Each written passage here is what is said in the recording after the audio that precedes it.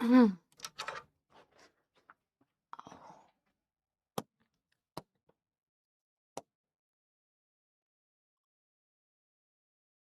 है।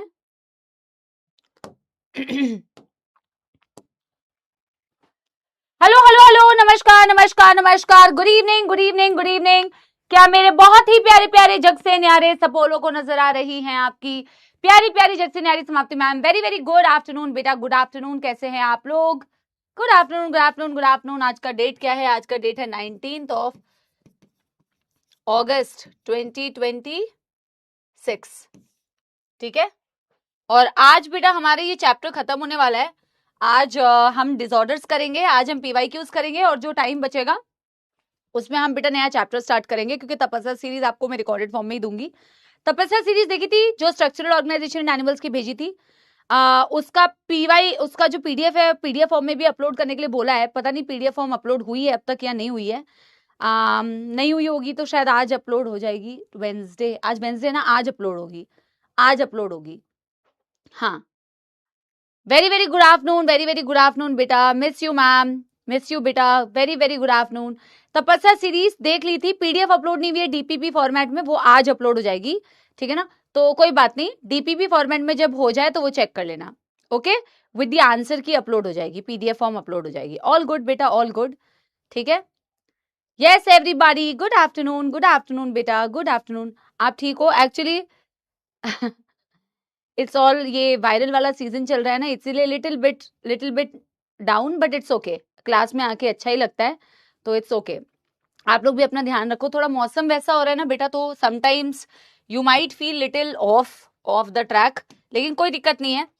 हम बेटा शुरू करेंगे विद फुल जोश एंड फुल एनर्जी। कोई बात नहीं, ये वायरस हमारा कुछ नहीं बिगाड़ सकता गाइस। जब तुम हमारा कुछ बिगाड़ नहीं पाए तो वायरस क्या चीज है? तुम मुझसे ज्यादा बेटा वायरसी हो। ठीक है, ये है मेरा टेलीग्राम चैनल। मुझे लग रहा है लास्ट क्लास का एक बार सबसे पहले बेटा बढ़िया तरीके से आराम से मैं रिवाइज करा देती हूँ, और फिर बेटा हम शुरू करेंगे आज का टॉपिक। ठीक है ना, this my Telegram channel, this the result celebration, this is the zoology, मैं Daisy 2.0 and this is the यकीन का मॉड्यूल। सिर्फ डिसऑर्डर्स वाला पार्ट बचा है एंड पीवाईक्यूज वाला पार्ट बचा है, तो वो वाली चीज हम कर लेंगे। और थोड़ा मोटिवेशन दे दो। मोटिवेशन क्या वो है, क्या बोलते हैं, बिस्किट का पैकेट है? कैसी बातें करते हो यार। हैशटैग समाप्ति एक्सप्रेस। बेटा लास्ट क्लास को एकदम आराम से पहले रिवाइज कर ले, एक बार रिवाइज करवा दे। लास्ट क्लास में कुछ चीजें हमने पढ़ी थी, जो थोड़ी बहुत चीजें अतिरिक्त ज्ञान थी, लेकिन कुछ चीजें, मैक्सिमम चीजें हमारी जो थी वो एनसीईआरटी बेस्ड थी। आप लोगों ने खुद से रिवाइज करा है या नहीं करा है, ये बताओ। खुद से करा है रिवाइज? खुद से ट्राई करा या नहीं करा? छोड़ देते हो कुछ? जब तुम्हें कुछ इन डेप्थ चीजें बताई जाती है तो मुझे लगता है कुछ बच्चे हिल जाते हैं। एक बार रेगुलेशन ऑफ रेस्पिरेशन बता दो, मैं सारी चीजें ही बताऊंगी बेटा। We will take 15-20 minutes time, आराम से 15-20 मिनट में हम पहले पूरा रिवाइज करेंगे, जितना भी टाइम लगेगा, है ना। फिर मुझे ऐसी फीलिंग आती है कि बताना चाहिए इन लोगों को थोड़ा सा ये, या छोड़ देना चाहिए। ऐसी फीलिंग टीचर को नहीं आनी चाहिए। जब आपको कोई टॉपिक ऐसा पढ़ाया जाए, मान लो जो मैंने वो लास्ट क्लास में तुम्हें एक क्लास में डायग्राम बताया था, मैं वो डायग्राम नहीं बताती तो भी तुम्हारा बेटा क्वेश्चंस बन रहे होते, तो भी तुमने सारे टॉपिक्स पढ़ लिए होते। लेकिन जब मैंने डायग्राम बताया तो मुझे फिर कुछ बच्चों से ऐसी फीलिंग आई कि यार ये तो बच्चे सोच रहे हैं कि यार ये क्या है ना। तो ऐसी फीलिंग नहीं आनी चाहिए, क्योंकि अगर मैं कोई चीज तुम्हें बता रही हूँ, और मतलब ये म्यूचुअल होना चाहिए ना, कि नहीं यार टीचर को भी मन करे नहीं यार इनको बताओ, ये ग्रैस्प कर लेंगे, ये उस इंटेंट से बैठे हुए हैं, ये समझ लेंगे। ठीक है ना, तो ये तो तुम्हारी भी थोड़ी सी रिस्पॉन्सिबिलिटी है। इजी ऊपर से ऐसे पढ़ने में तो फिर क्या ही है बेटा, है ना। तो दैट इज द थिंग। लेकिन कोई बात नहीं, कुछ टॉपिक्स होते हैं जिसमें थोड़ी सी ज्यादा एफर्ट्स भी लगती है, तो मैं पूरा एक बार रिवाइज करा दूं। एक बार मुझे बता दो बेटा 100% जोश और एनर्जी के साथ में, मुझे एक बार बता दो। यस, रिवाइज करे, रिकॉल करे। अगर थोड़ा सा भी तुम्हें कोई दुख दर्द समस्या है तो वापस से एक बार रिकॉल कर लेते हैं। तो बस यही है यार, आपका सारी चीजें सही होनी चाहिए। बाकी तो बेटा मैं तो आपके हिसाब से ही और सारी चीजों के हिसाब से ही चीजें प्लान करती हूँ, है ना। But whatever is best for you. हमने लास्ट क्लास में पढ़ा क्या था बेटा? हमने लास्ट क्लास में ट्रांसपोर्टेशन ऑफ CO2 पढ़ाया आई थिंक। एंड हमने लास्ट क्लास में, अच्छा हमने shift to right shift to left last class में पढ़ा था क्या? I think shift to left shift to right भी पढ़ा था, ट्रांसपोर्ट ऑफ CO2 पढ़ा था, रेगुलेशन ऑफ रेस्पिरेशन पढ़ा था। तो जब हम ऑक्सीजन डिसोसिएशन कर्व बनाते हैं, partial pressure of oxygen against the percentage saturation of बेटा ऑक्सीजन विद हीमोग्लोबिन बनाते हैं, तो ये ग्राफ जो था सिग्मॉइड ग्राफ था, it can either shift to right or it can shift to left. जब भी शिफ्ट टू राइट की बात होती है बेटा, ये पॉजिटिव नहीं है। पॉजिटिव का मतलब होता है, हमेशा ध्यान रखना, मतलब शिफ्ट टू राइट का मतलब हमेशा याद रखना नेगेटिव है। नेगेटिव का मतलब होता है यहाँ पे ऑक्सीजन हीमोग्लोबिन का अलग होना, डिसोसिएट होना। शिफ्ट टू राइट का मतलब है ऑक्सीजन हीमोग्लोबिन बेटा अलग हो रहे हैं, और शिफ्ट टू राइट का मतलब ऑक्सीजन हीमोग्लोबिन अलग हो रहे हैं, और शिफ्ट टू लेफ्ट जब आप देखोगे एग्जैक्टली अपोजिट है। यहाँ हीमोग्लोबिन ऑक्सीजन बेटा बाइंड कर रहे हैं, एसोसिएशन को इंडिकेट कर रहा है, राइट। राइट शिफ्ट हमेशा नेगेटिव, मतलब ऑक्सीजन हीमोग्लोबिन का टूटना। तो ये टूटते कहां पे है बेटा, at the level of tissues. Tissues वाली साइड पे बेटा ये टूटेंगे, ऑब्वियस सी बात है। और बनते कहां पे बेटा, at the level of your lungs या एल्वियोलाई। जो फैक्टर्स मैंने आपको शिफ्ट टू राइट में बताए थे, एग्जैक्टली अपोजिट फैक्टर्स बेटा शिफ्ट टू लेफ्ट में होंगे। तो राइट वाले को रिवाइज करो। नम टिश्यूज में ऐसे कौन से फैक्टर्स है जो हीमोग्लोबिन और ऑक्सीजन की डिसोसिएशन के लिए रिस्पॉन्सिबल है? ऐसे क्या फैक्टर्स है कि इन दोनों की दोस्ती यहाँ पे टूट जाती है? टिश्यूज वाली साइड पे ऑक्सीजन का पार्शियल प्रेशर कम होता है, ऑक्सीजन का पार्शियल प्रेशर कम होता है, इसीलिए इनकी डिसोसिएशन। बेटा याद रखो, binding of oxygen with haemoglobin, NCERT ने लिखा हुआ है, primarily associated with the partial pressure of oxygen. Oxygen की बाइंडिंग होगी नहीं होगी, ये प्राइमरीली ऑक्सीजन के पार्शियल प्रेशर पर डिपेंड करता है। अदर फैक्टर्स उसकी बाइंडिंग को इंपैक्ट कर सकते हैं कि वहां CO2 का पार्शियल प्रेशर कैसा है, वहां हाइड्रोजन आयंस कैसे हैं, वहां का पीएच कैसा है, वहां का टेम्परेचर कैसा है। बट मेन फैक्टर बेटा is the partial pressure of oxygen. वहां पार्शियल प्रेशर ऑफ ऑक्सीजन कम है, वहां पार्शियल प्रेशर ऑफ CO2 बेटा ज्यादा है। जहां पे भी CO2 ज्यादा होता है, मेमोरी ने क्या बताया था, हाइड्रोजन आयंस भी ज्यादा होते हैं। जहां पे भी बेटा आपका CO2 ज्यादा, वहां हाइड्रोजन आयन ज्यादा क्यों होते हैं? क्योंकि मैंने आपको CO2 के ट्रांसपोर्टेशन में समझाया था, CO2 जहां पे भी होता है ये वाली रिएक्शन करता है, CO2 combines with H2O, H2CO3 बनाता है। ये जब भी डिसोसिएट करते हैं वहां हाइड्रोजन आयंस बनते हैं और बाइकार्बोनेट आयंस बनते हैं बेटा, और इसीलिए जहां पे भी CO2 ज्यादा होता है वहां हाइड्रोजन आयन ज्यादा होते हैं। और बेटा अपोजिट है ये पीएच के, जब हाइड्रोजन आयन ज्यादा तो एसिडिक कंडीशन है, यानी पीएच जो होगा वहां का वो लो होगा। एंड ऑफ कोर्स बेटा कैटाबॉलिक रिएक्शंस वहां पे चल रही है टिश्यू में, टेम्परेचर इज ऑल्सो बेटा हाई। ये सारे फैक्टर्स बेटा ऑक्सी हीमोग्लोबिन की डिसोसिएशन के लिए रिस्पॉन्सिबल होते हैं। सारे बच्चों को बेटा ये क्लियर हो गया? स्पैमिंग कर रहे थे कुछ बच्चे, किसी को कोई दुख दर्द समस्या तो नहीं बेटा? इसके अलावा मैंने आपसे कहा कि यार, इसके अलावा मैंने आपसे कहा अपोजिट फैक्टर्स होते हैं जो आपकी ऑक्सी हीमोग्लोबिन के एसोसिएशन करवाते हैं। एसोसिएशन आपके लंग्स में होती है, एसोसिएशन के लिए ऑक्सीजन का पार्शियल प्रेशर ज्यादा होता है, एसोसिएशन के लिए बेटा CO2 का पार्शियल प्रेशर कम है। जहां पे बेटा CO2 कम होगी वहां हाइड्रोजन आयंस भी कम होंगे, वहां टेम्परेचर भी कम होगा। ये सारे फैक्टर्स बेटा ऑक्सी हीमोग्लोबिन की एसोसिएशन करवाएंगे। अच्छा एक चीज और मुझे बताओ, जो फैक्टर्स ऑक्सीजन हीमोग्लोबिन की बाइंडिंग करवा रहे हैं शिफ्ट टू लेफ्ट वाली कंडीशन में एल्वियोलाई में, वही सारे फैक्टर्स बेटा CO2 और हीमोग्लोबिन की दोस्ती तुड़वाएंगे भी, क्योंकि वहां CO2 की डिसोसिएशन होती है। एंड सिमिलरली बेटा मैंने आपसे कहा है कि जहां पे भी बेटा टिश्यूज वाली साइड पे ऑक्सीजन हीमोग्लोबिन अलग होते हैं वहां पे CO2 और हीमोग्लोबिन की दोस्ती होती है, राइट। जो फैक्टर्स ऑक्सीजन की हीमोग्लोबिन से बाइंडिंग कराते हैं वही बेटा CO2 की हीमोग्लोबिन से दोस्ती तुड़वाते हैं। और जो भी फैक्टर्स बेटा ऑक्सीजन और हीमोग्लोबिन की दोस्ती तुड़वाते हैं वो सारे फैक्टर्स बेटा CO2 और हीमोग्लोबिन की दोस्ती करवाते हैं। समझ में आ गई बात? ये आपको रटने की जरूरत नहीं है, ये तो बहुत अंडरस्टूड वाली बात है, ये तो बहुत अंडरस्टूड वाली बात है, ठीक है ना। जहां ऑक्सीजन हीमोग्लोबिन से जुड़ेगा वहां CO2 हीमोग्लोबिन से अलग हो जाएगा। जहां बेटा ऑक्सीजन और हीमोग्लोबिन बेटा अलग हो रहे होंगे वहां CO2 और हीमोग्लोबिन जोड़ेंगे। 50 बार बोल दिया मैंने एक ही चीज। अब एक बारी आओ CO2 के ट्रांसपोर्ट को देखो। CO2 का ट्रांसपोर्ट 3 फॉर्म में होता है। ये मैं RBC बना रही हूं, ये आपके इस साइड में टिश्यूज हैं। CO2 का ट्रांसपोर्ट डायरेक्टली प्लाज्मा में डिसॉल्व हो गया बेटा 7%। CO2 आपकी हीमोग्लोबिन से बाइंड करती है और बनाती है बेटा HbCO2। ये इस फॉर्म में ट्रैवल करती है अराउंड 20 से 25%। लेकिन let me also tell you बेटा, एक्चुअल में ये CO2 डायरेक्टली तो हीमोग्लोबिन से बाइंड कर भी सकती है, एक और तरीके से हीमोग्लोबिन से बाइंड करती है। ऑक्सीजन की दोस्ती तोड़वा के। ये जो HbO2 आया होता है ना बेटा, यहाँ इस वाले ब्लड में HbO2 भी तो आया होता है। HbO2 में से ऑक्सीजन डिसोसिएट करेगा। हम कहते हैं CO2 का प्रेशर ज्यादा होता है, वो ऑक्सीजन हीमोग्लोबिन की दोस्ती तोड़वाते हैं। तो यहाँ पे यही चीज तो हो रही थी। CO2 जो होता है इस HbO2 को अलग करवाता है, ऑक्सीजन को अलग करवा दिया, ऑक्सीजन टिश्यूज को मिल जाता है और हीमोग्लोबिन खुद जाके बेटा उससे चिपक जाता है, HbCO2 बन जाता है। क्या मेरी बात समझ में आ रही है? Yes everybody. And not only this बेटा, ऑक्सीजन हीमोग्लोबिन की दोस्ती टिश्यू वाले साइट पे केवल CO2 ने नहीं तोड़वाई, HbO2 की दोस्ती हाइड्रोजन आयंस ने भी तोड़वाई। कैसे हाइड्रोजन आयंस तोड़वाती है? देखो CO2 का मैक्सिमम ट्रांसपोर्ट कैसे फॉर्म में होता है? CO2 combines with H2O forms बेटा H2CO3, H2CO3 बेटा dissociates to form H+ and bicarbonate ions। ये बाइकार्बोनेट के फॉर्म में 70% CO2 का ट्रांसपोर्ट होता है, हाँ या ना सपोलो। और ये जो बाइकार्बोनेट है बनती आरबीसी के अंदर है, इसको बनवाने वाले एंजाइम्स होते हैं carbonic anhydrase, fastest enzyme in your body. Carbonic anhydrase high concentration in the RBC, but ये कुछ कॉन्सेंट्रेशन में प्लाज्मा में भी मौजूद होती है। याद रखना, प्लाज्मा में एब्सेंट नहीं होती है, प्लाज्मा में भी होती है but highest concentration in the RBC. जब भी इसको फॉर्म होना है तो ये बनेगी तो आरबीसी के अंदर, भले ही ऐसा रिएक्शन करवाओ चाहे अपोजिट वाला रिएक्शन कराओ, बनती बाइकार्बोनेट तो आरबीसी के अंदर है, बट ट्रैवल इसको करना होता है तो प्लाज्मा में डिसॉल्व हो जाती है सपोलो, और प्लाज्मा में डिसॉल्व होके ही ट्रैवल करती है।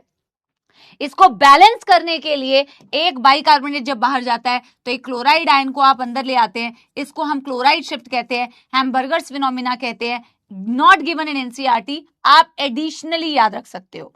बाइकार्बोनेट बनी आरबीसी के अंदर, ट्रैवल करने के लिए बेटा प्लाज्मा में डिसॉल्व हो गई और इसी प्लाज्मा में डिसॉल्व होके वो आगे बेटा ट्रैवल करेगी। किसी को कोई परेशानी? मुझे ये बताओ, ये जो हाइड्रोजन आयंस बने ना बेटा, ये CO2 के ट्रांसपोर्टेशन के वक्त में ये CO2 जहां था वहां हाइड्रोजन आयन बने, ये भी ऑक्सी हीमोग्लोबिन की दोस्ती तोड़वाते हैं। ये जो अंदर HbO2 होगा ना, ये हाइड्रोजन आयंस बेटा इसकी दोस्ती कैसे तोड़वाते हैं?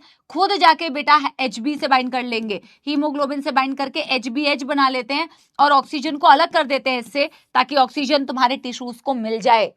तो ये जो देख पा रहे हो ना कि ये जो हाइड्रोजन आयंस थे, ये जो CO2 था, ये जो HbO2 को अलग करवा रहे हैं, इसी को बोला जाता है बोर्स इफेक्ट। बोर्स इफेक्ट का मतलब कुछ नहीं है, Bohr's effect says the dissociation of HbO2 due to high concentration of hydrogen ions and बेटा CO2। और कैसे तोड़वा रहे हैं? उन खुद जाके हीमोग्लोबिन से बाइंड कर रहे हैं यार, सिंपल सी बात है यार, इसमें क्या रॉकेट साइंस है? कैसे HbO2 की दोस्ती तोड़ाएंगे? जब खुद जाके बाइंड करेंगे तभी ना। दो लोगों की दोस्ती कब टूटेगी? जब वो खुद उससे दोस्ती करेगा। तो हाइड्रोजन आयंस बेटा खुद हीमोग्लोबिन से दोस्ती कर रहा है तो ऑक्सीजन अलग हो जाएगा, CO2 खुद जाके हीमोग्लोबिन से दोस्ती कर रहा है तो ऑक्सीजन अलग हो जाएगा। This is exactly the diagram बेटा जो मैंने आपको बताया था, ठीक है ना। डॉक्टर पवन वर्मा, आप पहले तो अपने नाम के आगे अभी डॉक्टर मत लगाइए, ठीक है। और दूसरा, न्यू चैप्टर आज स्टार्ट हो जाएगा, ये इसकी टेंशन तुम्हें क्यों लेनी है? हाँ, ऐसे तो बेटा पिछले साल भी बहुत सारे चैप्टर्स खत्म हुए थे यार, पढ़ाई करो चुपचाप से, ज्ञान का भंडार है और इतना बड़ा बड़ा टाइप करते हैं कि पढ़ते कब है पता नहीं, पढ़ाई लिखाई है नहीं। सुनो, आप यहां तक कोई परेशानी सपोलो, ऑल गुड ऑल वेल। और बिल्कुल अपोजिट रिएक्शन बेटा तुम्हारे लंग्स में चल रही होगी। और मुझे एक चीज बताओ बेटा, मैंने तुमसे एक क्वेश्चन पूछा था ना, अगर तुमसे कोई भी पूछे सपोलो कि ये वाली रिएक्शन अगर इस डायरेक्शन में रिएक्शन चल रही है, इस डायरेक्शन में रिएक्शन चल रही है, तो ये कहां पे हो रहा है? ये कहां पे हो रहा है? ये हो रहा है तुम्हारे बेटा टिश्यूज में, क्योंकि टिश्यूज में CO2 का ट्रांसपोर्टेशन के लिए बाइकार्बोनेट बनता है, ठीक है ना। समझ में आ गई बात? और बेटा अगर मैं तुमसे ये पूछूं कि ये वाली रिएक्शन कहां चल रही है, क्योंकि देखो बाइकार्बोनेट बनता तो बेटा तुम्हारे, तुम कभी बाइकार्बोनेट एक्सहेल नहीं करते हो यार। क्या तुम बाइकार्बोनेट एक्सहेल कर रहे हो क्या? नहीं ना। तुम क्या एक्सहेल कर रहे हो बेटा? तुम CO2 एक्सहेल कर रहे हो। बाइकार्बोनेट के फॉर्म में तुम CO2 के ट्रांसपोर्टेशन में हेल्प तो कर रहे हो, लेकिन you never exhale out bicarbonate भाई। तुम बाइकार्बोनेट एक्सहेल थोड़ी करते हो, तुम वापस से बेटा CO2 ही बनाओगे, है ना। तो होता क्या है, जब तुम एल्वियोलाई में जाते हो तो आरबीसी के अंदर वापस से बाइकार्बोनेट एंटर करता है। अब उल्टी डायरेक्शन में रिएक्शन चलेगी, bicarbonate combines with hydrogen ions, फिर ये बनाएगा H2CO3 और फिर ये बेटा अलग होके बनाएंगे H2O प्लस CO2। और अब अगर तुमसे पूछा, फिर तुम CO2 का एक्सहेल करते हो, तो यानी कि मैम इस डायरेक्शन में जब रिएक्शन चल रही है वो तुम्हारे लंग्स में चल रही है, इस डायरेक्शन में जब रिएक्शन चल रही है तो तुम्हारे टिश्यू में चल रही है। किसी को कोई परेशानी बेटा? बताओ, ऑल गुड, बस सही है। यही तो रिवाइज कराना था तुम्हें। अब बस एक और चीज मैं आराम से रिवाइज करा देती हूँ। इट्स ओके बेटा, it's fine. That is respiratory regulation. Okay, regulation of respiration. अच्छा सुनो, रेगुलेशन ऑफ रेस्पिरेशन का मतलब है नॉर्मल भी हमारी रेगुलेशन है। समझना ध्यान से, मैं आराम से आप लोगों को समझा रही हूँ। ओके, समझे? रेगुलेशन ऑफ रेस्पिरेशन का मतलब है कि आप रेस्पिरेशन को रेगुलेट कर रहे हो। अब रेगुलेशन में बेटा दिस इज ऑल्सो रेगुलेशन कि मैं नॉर्मल ब्रीदिंग कर रही हूँ, मैं फोर्सफुल ब्रीदिंग कर रही हूँ। This is also regulation of respiration, ठीक है ना? और इनकेस मुझे कभी फास्ट ब्रीदिंग करनी पड़े, मुझे स्लो ब्रीदिंग करनी पड़े, मुझे ब्रीदिंग रेट बढ़ाना पड़े, ये भी रेगुलेशन ऑफ रेस्पिरेशन है। तो हमारी दो रेगुलेशन होती है। और आप किसके थ्रू कर रहे होते हो बेटा? आप कर रहे होते हो through nervous system and through a regulation जिसको हम कीमो रेगुलेशन कहते हैं। तो नर्वस रेगुलेशन में दो सेंटर्स आते हैं। एक सेंटर होता है जो होता है हमारा रेस्पिरेटरी रिदम सेंटर, और एक होता है बेटा जिसे हम कहते हैं न्यूमोटैक्सिक सेंटर। ये हमारे नर्वस रेगुलेशन में आते हैं, जो हमारे रेस्पिरेशन को रेगुलेट कर रहे होते हैं। आरआरसी यानी रेस्पिरेटरी रिदम सेंटर की लोकेशन होती है हमारे ब्रेन में, मेड्यूला वाले रीजन में। और पी से याद रखना बेटा न्यूमोटैक्सिक सेंटर, पी से याद रखना बेटा पॉन्स। तो हमारे हाइंड ब्रेन में ही पॉन्स में होता है न्यूमोटैक्सिक सेंटर, और हमारे हाइंड ब्रेन में ही मेड्यूला में होता है रेस्पिरेटरी रिदम सेंटर। सपोलो हमारा जो मेन ब्रीदिंग का कंट्रोल है ना, जिसके पास सारी चाबी है, जो हमारे हर तरीके के चेंजेस को कर सकता है, वो हमारा रिदम सेंटर होता है। रेस्पिरेशन की रिदम को, चाहे आप नॉर्मल ब्रीदिंग कर रहे हैं, चाहे आप फोर्सफुल ब्रीदिंग कर रहे हैं, आप किसी भी तरीके से जो ब्रीदिंग की रिदम को बेटा मेंटेन करते हैं, that is with the help of this respiratory rhythm centre. ये आपके डायफ्राम को सिग्नल दे सकता है, ये आपके बेटा इंटरकोस्टल मसल्स को सिग्नल दे सकता है, एंड दैट्स हाउ बेटा ये आपकी ब्रीदिंग के रिदम को मेंटेन करता है। यार कोई भी अदर रेगुलेशंस, जो चाहे कीमो रेगुलेशन हो, चाहे पॉन्स के थ्रू रेगुलेशन हो, हमेशा बेटा ये रेस्पिरेटरी रिदम सेंटर के ही फंक्शंस को मॉडरेट करते हैं, इनको ही सिग्नल देते हैं, और तब जाके बेटा हमारी ब्रीदिंग में चेंजेस आते हैं। सिग्नल हमेशा इसी को मिलेगा क्योंकि चेंजेस हमेशा यही करवाता है। अब पॉन्स को बोला जाता है बेटा स्विच ऑफ सेंटर, पॉन्स को बोला जाता है स्विच ऑफ सेंटर। जब भी आपके पॉन्स से सिग्नल आता है, ये क्या करता है? इनहेलेशन की ड्यूरेशन को कम करता है, इनहेलेशन की ड्यूरेशन को कम करता है। इनहेलेशन हमारे 2 सेकेंड्स का होता है, एक्सहेलेशन हमारे 3 सेकंड का होता है, टोटल हमारी 5 सेकंड का एक ब्रेथ होता है। हमारी एक सांस जो होती है 5 सेकंड की होती है, ठीक है ना? ये इनहेलेशन की ड्यूरेशन को कम करता कैसे है? बाय सिग्नलिंग दी आरआरसी। आरआरसी को ही सिग्नल देगा, क्योंकि इनहेलेशन हो, एक्सहेलेशन हो, फोर्सफुल ब्रीदिंग हो, उसको रेगुलेट कौन कर रहा है? Rhythm centre. तो ये जब भी एक्टिवेट होता है, सिग्नल फ्रॉम द बेटा pneumotaxic centre to the RRC beta, because it can moderate the function of RRC, it will reduce the duration of inhalation. जब भी टाइम फ्रेम कम होगा, समय कम होगा, तो ब्रीदिंग रेट फास्ट होगी कि नहीं होगी बेटा? टाइम कम हो रहा है तो रेट फास्टर होगी, इससे आपकी ब्रीदिंग रेट बिकम्स फास्टर। समझ में आ गई बात? यस। दूसरा जो रेगुलेशन मैंने आपको बताया था, कीमो रेगुलेशन। कीमो रेगुलेशन में मैं बात करती हूँ बेटा कुछ केमिकल्स की। कीमो रेगुलेशन में मैं कीमो रिसेप्टर्स की भी बात करती हूँ। ऐसे रिसेप्टर्स बेटा जो किसी केमिकल्स के प्रति सेंसिटिव हो और उसको, उसके चेंजेस को बेसिकली डिटेक्ट कर पाए। मेरे पास ना बेटा दो तरीके के कीमो रिसेप्टर्स होते हैं। एक होते हैं जिन्हें हम कहते हैं central chemo receptors. Central chemo receptors आपके मेड्यूला में ही लोकेटेड होते हैं। एक्चुअल में एनसीईआरटी कहते हैं central chemoreceptors are located near RRC. Near RRC का मतलब पता है क्या है बेटा? They are located in the medulla, ठीक है? इन्हें सेंट्रल कीमो रिसेप्टर्स बोलते हैं, मतलब ये ब्रेन में लोकेटेड होते हैं। और दूसरे कीमो रिसेप्टर्स होते हैं सपोलो, जिसे हम कहते हैं पेरिफेरल कीमो रिसेप्टर्स।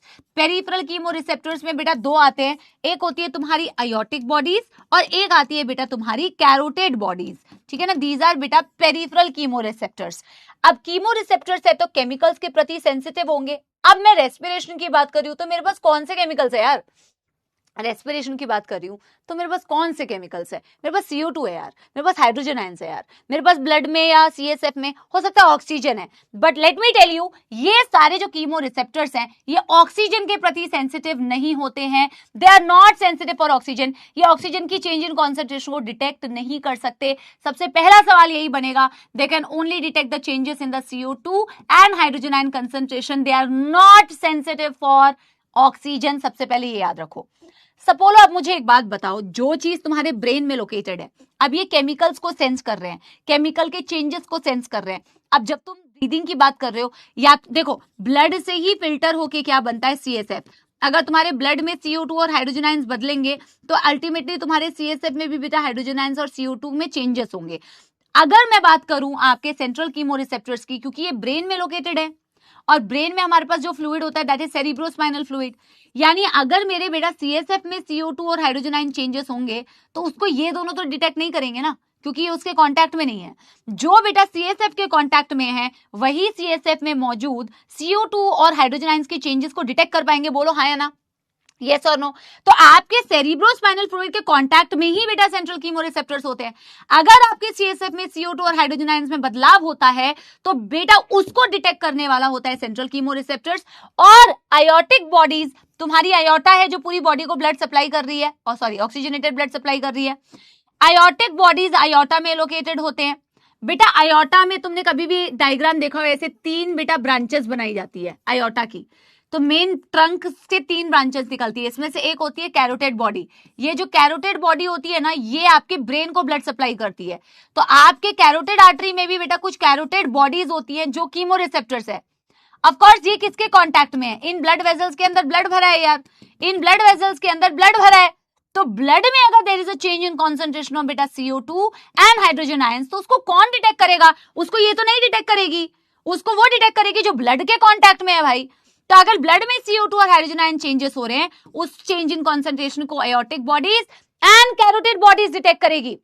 अब चेंजेस होते क्या है भाई? अगर CO2 ज्यादा हो गया, अगर हाइड्रोजन आयन ज्यादा हो गया, CO2 ज्यादा हाइड्रोजन आयन ज्यादा, इसका मतलब बेटा तुम्हें ब्रीदिंग ज्यादा करने की जरूरत है, क्योंकि बॉडी तुम्हें यह बताना चाह रही है कि भाई बहुत ज्यादा CO2 है, बहुत ज्यादा हाइड्रोजन है, तो अब सांस ले लो, ब्रीदिंग रेट को फास्ट कर लो। समझ में आ गई बेटा बात, है ना? तो CO2 जैसी ज्यादा होता है, हाइड्रोजन आयन जैसी ज्यादा होते हैं, तो इनको सिग्नल ये एक्टिवेट होते हैं एंड दे अल्टीमेटली बेटा गिव सिग्नल टू RRC। ये RRC को सिग्नल देते हैं और RRC को सिग्नल देने के बाद बेटा आपकी ब्रीदिंग रेट को फास्ट कर देते हैं। That's it, breathing rate becomes faster. I took बेटा almost 20 minutes for last class revision. देखो कुछ ना बेटा इधर उधर के बैचेस के बच्चे आए होते हैं, और जब वो कमेंट बाजी करते हैं ना, क्योंकि ना वो उस बैच में पढ़ेंगे ना वो इस बैच में पढ़ेंगे, वो हमारे बैच के बच्चों को भी डिस्टर्ब करेंगे, है ना? एंड आई कैन सी, इसलिए मैं कमेंट्स ऑफ रखती हूँ। But these are only for my kids. My kids का मतलब है जो मेरे साथ सिंसियरली डे 1 से पढ़ रहे हैं, ओनली फॉर देम। मुझे ऐसा फील हुआ पर्सनली, मुझे ऐसा लग रहा है कि आपको लास्ट क्लास में हो सकता है कि थोड़ा सा बेटा इसको और बेहतर तरीके से रिवाइज करने की जरूरत थी, तो कोई प्रॉब्लम नहीं है बेटा। समटाइम्स किसी टॉपिक में ज्यादा जरूरत पड़ती है, इसमें मैं ऑफेंसिव थोड़ी हो जाऊंगी कि नहीं यार नहीं मैं नहीं कराऊंगी, मैंने तो भाई करा दिया जो करना है। ठीक है, मुझे मालूम है कि मुझे कराना है, तो मैं जाके अगली क्लास में थोड़ा टाइम देके और रिवाइज करा दूंगी। चिल है यार, अपन सारे फैमिली जैसे ही है, तो क्या इसमें कोई दिक्कत नहीं है। किसी क्लास में बेटा 5 मिनट में रिवीजन हो जाता है, किसी क्लास में ठीक है 15 मिनट लगेंगे, 20 मिनट लगेंगे।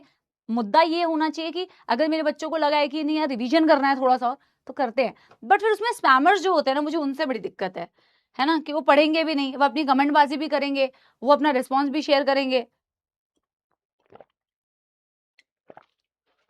ठीक है? और मैं सारे बच्चों को एक चीज सिंसियरली बता रही हूँ, अब मैं नया टॉपिक स्टार्ट करूँ। आई होप बेटा आपको ये यूजफुल लगा होगा, है ना? और मुझे मतलब जरूर बताना आफ्टर द क्लास, ठीक है ना, कि ये रिवीजन यूजफुल लगा कि नहीं लगा। अब हम ऑफ कोर्स बेटा करेंगे क्या, हम करेंगे डिसऑर्डर्स और हम करेंगे PYQs। Now listen to me carefully, you don't have to worry बेटा कि क्या करना चाहिए। मैंने 1-2 कमेंट्स देखे, बस उसका रिप्लाई कर रही हूँ, लेकिन रिप्लाई करना वैसे बनता नहीं है, क्योंकि जरूरत नहीं है पढ़ने वाले बच्चों के लिए कि नया चैप्टर स्टार्ट करना चाहिए, PYQ हम खुद कर लेंगे। ऐसा कमेंट आया था, PYQ हम खुद कर लेंगे। खुद तो सब कुछ ही कर सकते थे, फिर खुद कर क्यों नहीं पा रहे हो? ये कभी सोचा है? नहीं ना। तो जिस तरीके से बेटा आप में से बहुत सारे बच्चे में से ऑलरेडी पढ़े हुए हैं, कभी भी ऐसा नहीं हुआ है कि हमारा सिलेबस कभी डिले हुआ है, पहले ही खत्म होता है हमेशा, ठीक है? सारी चीजें पढ़ते हैं क्लास में, everything is always on time, let me tell you, okay, very clearly. हर चीज मेरी क्लास के टाइम पे होती है, हर चीज हम क्लास में पढ़ते हैं। तो उन चीजों की फालतू वाली टेंशन क्यों लेनी है जो तुम्हारी टेंशन की बात ही नहीं है? तुम्हारे जीवन में ऑलरेडी बहुत टेंशन है, फालतू की चीजों की टेंशन नहीं लेनी कि क्या करना है क्या नहीं करना है, कितना करना है, क्या होगा, कंप्लीट होगा नहीं होगा। चिल यार, चिल, मस्त, ठीक है ना? चलो अब इसी बात पे अब हम शुरू करते हैं, क्योंकि यार उन बच्चों को क्यों डांटना यार जो बेचारे जिन्होंने कुछ किया ही नहीं है। तो शुरू करते हैं गाइस, या let me come to my element, okay. तो शुरू करते हैं डिसऑर्डर्स। तीन ही डिसऑर्डर्स दिए हुए हैं बेटा, एज्मा जिसको अस्थमा भी बोलते हैं, है ना, asthma is the right pronunciation, but हम अस्थमा बोलते हैं, emphysema and occupational respiratory disorders, फिर हम PYQs करेंगे। ओके, तो हम सबसे पहले लिखने जा रहे हैं बेटा जी डिसऑर्डर्स। हेडिंग डालते हैं डिसऑर्डर्स। ओके, डिसऑर्डर्स में सबसे पहले करेंगे अस्थमा या एज्मा। और मैं एक बात बताऊं बेटा, इस चैप्टर में से ना ये पता नहीं इनका क्यों इतना फेवरेट टॉपिक बनता है। डिसऑर्डर्स में से ये हमेशा क्वेश्चन दे देते हैं, एम्फाइसीमा अस्थमा को कंपेयर करके क्वेश्चन देते हैं, और इतने इजी क्वेश्चंस देते हैं। कौन सा एलर्जिक डिसऑर्डर है, किस में एल्वियोलाई में प्रॉब्लम होती है, किस में ब्रोंकाई ब्रोंकियोल्स की वॉल में प्रॉब्लम होती है, बहुत इजी क्वेश्चंस देते हैं, कभी भी ऐसा घुमा फिरा के क्वेश्चन नहीं दिया है, ठीक है ना। सो अस्थमा एंड एम्फाइसीमा को जब कंपेयर करोगे, सबसे पहला जो सवाल इसमें से मोस्टली पूछा गया है वो ये पूछा गया है कि किसमें बेटा तुम्हारी एल्वियोलाई की वॉल डैमेज होती है और किसमें बेटा तुम्हारी ब्रोंकाई और ब्रोंकियोल्स की वॉल में बेटा प्रॉब्लम होती है। So asthma is a problem which is an allergic disorder. बहुत सारे बच्चे, शायद कुछ बच्चे सफर भी कर रहे हो सकता है कुछ बच्चों ने किसी को बेटा सफर करते हुए इसमें देखा भी हो। How the breathing pattern becomes, अगर किसी को अस्थमा है, बहुत एबनॉर्मल सी साउंड आती है जब आप सांस लेते हैं, वेरी वेरी बेटा डिफिकल्ट थिंग, हाँ, very painful also. Allergic disorder होता है और प्रॉब्लम बेसिकली आपके एयर पैसेज में है। आपकी जो ब्रोंकाई है और ब्रोंकियोल्स की वॉल है उनमें इन्फ्लेमेशन हो जाता है। और इन्फ्लेमेशन का मतलब क्या है बेटा, इन्फ्लेमेशन मतलब रेडनेस हो गई, इन्फ्लेमेशन मतलब स्वेलिंग हो गई, इन्फ्लेमेशन मतलब बेटा वहां पे म्यूकस का भी एक्सेसिव सिक्रीशन होता है, और आपकी जो ये ब्रोंकाई ब्रोंकियोल्स की वॉल है ना वो नैरो हो जाती है, छोटी हो जाती है। अभी मैं एक डायग्राम के थ्रू दिखाऊंगी। तो वो तो पैसेज ऑफ एयर है ना, एयर पैसेज की तरह भी काम कर रहा है। अब ब्रोंकाई और ब्रोंकियोल्स की वॉल में अगर उसका डायमीटर कम हो जाएगा इन्फ्लेमेशन की वजह से, तो एयर पैसेज में बेटा प्रॉब्लम हो गई, तो आप बहुत अच्छी तरीके से ब्रीदिंग नहीं कर पाएंगे, there is a difficulty in breathing. और जब भी आप सांस लेंगे एक खड़खड़ाहट टाइप की बेटा एक साउंड आती है, वीजिंग साउंड बोलते हैं। So there is a wheezing sound produced in the patients when they breathe in case of asthma. बस दैट्स ऑल, ठीक है ना। तो हम लिखते हैं asthma, asthma it is an allergic disorder. It is an allergic disorder that leads to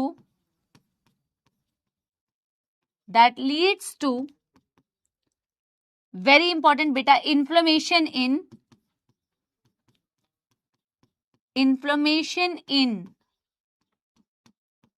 the wall of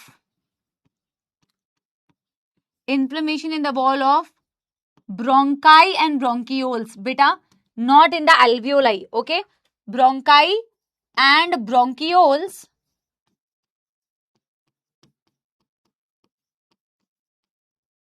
और inflammation का मतलब तुम लिख सकते हो रेडनेस हो गई, स्वेलिंग हो गई,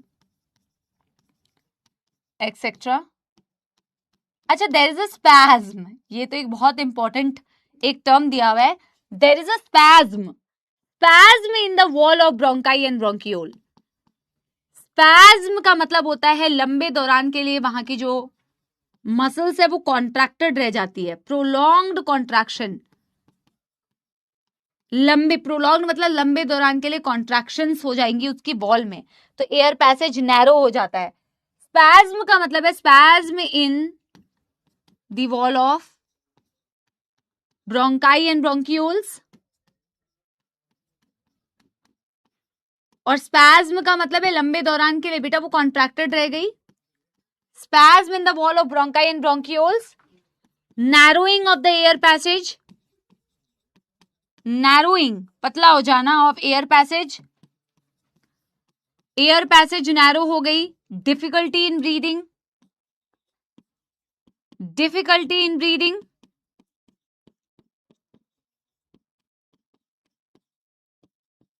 और एक बहुत इंपॉर्टेंट पॉइंट जो वैसे एनसीईआरटी ने 2 लाइन में लिखा है, ठीक है ना, एनसीईआरटी ने 2 लाइन में लिखा है। अभी मैं दिखाऊंगी अस्थमा के बारे में, ठीक है ना, बट क्वेश्चन तो दे ही देती है उस 2 लाइन में से। Wheezing sound is produced, very important बेटा, वीजिंग ये एक एबनॉर्मल साउंड है, आप अगर आपको नहीं मालूम है ना, यूट्यूब करके देखना एक बारी, तो आप वो उनके पेशेंट की सांस देखोगे ना, वो ले रहे हैं, एक अजीब सी साउंड आती है, चढ़ी हुई एक सांस आती है, वीजिंग साउंड प्रोड्यूस्ड। अगर आप एक नॉर्मल पेशेंट के ब्रोंकाई ब्रोंक्यूल्स को देखते हो, उसका सेक्शन देखते हो, तो उसका एयर पैसेज हो सकता है ऐसा दिखे, ये मैंने क्रॉस सेक्शन अगर बनाया तो हो सकता है ऐसा दिखे, है ना। और अगर तुमने किसी एक ऐसे पेशेंट का बनाया बेटा सेक्शन जिसको अस्थमा है, उसका सेक्शन देखो, क्रॉस सेक्शन, उसका एयर पैसेज बहुत नैरो हो जाता है, बिकॉज इन्फ्लेमेशन हुई, स्पैज्म हुआ मसल में। ये देखो अंदर का एयर पैसेज कितना नैरो हो गया, है ना। ये अंदर का air passage, and this is the normal condition when there is no problem at all, and this is beta asthma का case, okay, narrow air passage, that's all beta, that's all, narrow air passage, that's all, done कर लो पहले यहां तक everybody.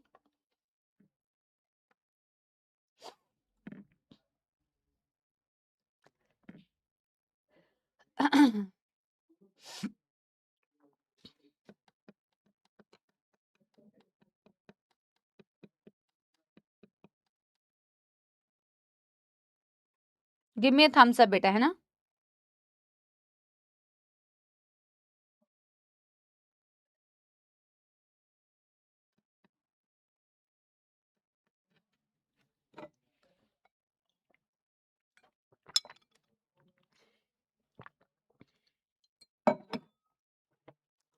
Everybody done. ये याद रखना है, asthma is allergic disorder. Asthma में inflammation wall of bronchi bronchioles में होती है, रेडनेस हो गई, स्वेलिंग हो गई, एक्सेसिव म्यूकस सिक्रीशन भी होता है, ठीक है ना। ये भी लिख सकते हो, एक्सेसिव म्यूकस सिक्रीशन भी होता है, और इसकी जो वॉल है ना, उसमें स्पैज्म हुआ, स्पैज्म मतलब लंबे दौरान के लिए कॉन्ट्रैक्शंस हुए। अगर तुम एक नॉर्मल पर्सन और एक अस्थमा वाले पेशेंट के ब्रोंकाई ब्रोंक्यूल्स की वॉल का सेक्शन देखते हो, इसकी एयर पैसेज देख रहे हो वाइड है, इसकी एयर पैसेज देखो नैरो है, तो ऑफ कोर्स एयर फ्लो में तो प्रॉब्लम होगी, तो डिफिकल्टी इन ब्रीदिंग तो होगी, और सांस लेने में डिफिकल्टी है, एक एबनॉर्मल साउंड प्रोड्यूस होती है, wheezing sound. The most important part यहाँ पे कि कौन सी चीज बेटा अफेक्ट होती है। ज्यादातर जब भी क्वेश्चन आए तो सबसे पहले यही पार्ट से क्वेश्चन आए, एग्जैक्टली कौन सी पार्ट इंपैक्ट होती है बेटा, क्वेश्चन यहां से सबसे ज्यादा आता है। Okay, now the next is emphysema. Emphysema is again आपकी एल्वियोलाई में प्रॉब्लम है, that is the number 2। Emphysema का one of the major reasons is cigarette smoking, excessive cigarette smoking. Emphysema और अस्थमा में डिफरेंस मेन ये, उसमें bronchi bronchioles में problem हुई, इसमें एल्वियोलाई की वॉल में प्रॉब्लम हो गई, damage in the alveolar wall, है ना। Emphysema it is a chronic disorder, NCERT कहती है ये क्रोनिक डिसऑर्डर है। क्रोनिक का मतलब होता है लंबे दौरान तक रहने वाला, एक बार डेवलप हो गया तो बस फिर तो लाइफ सेट है, इसके साथ में लाइफ सेट है। धीरे धीरे चालू होता है, बट एक बार चालू हो गया तो लंबे दौरान के लिए फिर आपका पीछा नहीं छोड़ेगा, ये आपके साथ बना रहेगा, है ना। हीरा है सदा के लिए, तो एम्फाइसीमा है सदा के लिए guys. It is a chronic disorder, one of the major reasons बेटा। Cigarette smoking is the worst thing, you know. I'm not saying rest of the things are very good. Do drugs. I'm not saying that. अभी मैं drugs वाला topic human health and diseases पढ़ा रही थी इनमें लक्ष्य वाले बच्चों में ना, तो drugs are very hard drugs हम कुछ पढ़ते हैं, जिसमें हम क्या बोलते हैं, मैरिजुआना, हशीश, कोकेन, फलाना ढिमकाना पढ़ते हैं। टोबैको से चालू होता है ना चीजें, tobacco is easier to do, easy access होता है, इजीली अवेलेबल है ना, डब्बे पे लिखा होता है इंजूरियस टू हेल्थ, और बहुत सारी चीजें प्रॉब्लम क्रिएट करता है। कोई बंदा जो स्मोकिंग करता है उसकी बॉडी में ऑक्सीजन हीमोग्लोबिन की मात्रा कम दिखेगी। स्मोकिंग से कैंसर कितने तरीके का होता है, स्मोकिंग से और भी बहुत सारी चीजें होती है। One of the things is damage in your alveolar wall. Elastin protein बेटा डैमेज हो जाती है जो आपके वॉल एल्वियोलाई के वॉल की इलास्टिसिटी के लिए रिस्पॉन्सिबल है. तो elastin protein is damaged. Alveoli की वॉल अगर डैमेज हो जाती है एम्फाइसीमा, और क्या बोला मैंने, हीरा है सदा के लिए, एम्फाइसीमा भी सदा के लिए. क्रॉनिक डिसऑर्डर है, स्लोली बेटा डेवलप होता है बट लाइफ लॉन्ग तक रहता है. फिर it is a chronic disorder, lives with the person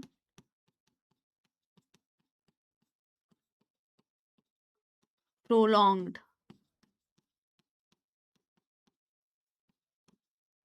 लंबे दौरान के लिए रहेगा, है ना.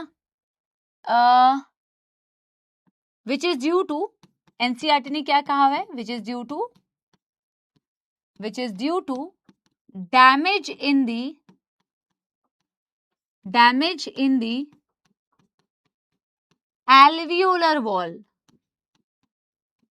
एल्वियोलर वॉल में डैमेज होती है. तो सबसे इंपॉर्टेंट पॉइंट, इसमें एल्वियोलाई में प्रॉब्लम हुई सपोलो, उसमें ब्रोंकाई ब्रोंक्यूल्स में प्रॉब्लम हुई. Elastin protein is damaged. पहले तो लिखो इलास्टिसिटी इज लॉस्ड, क्या बोल रही हूं, elasticity is lost. Elastin protein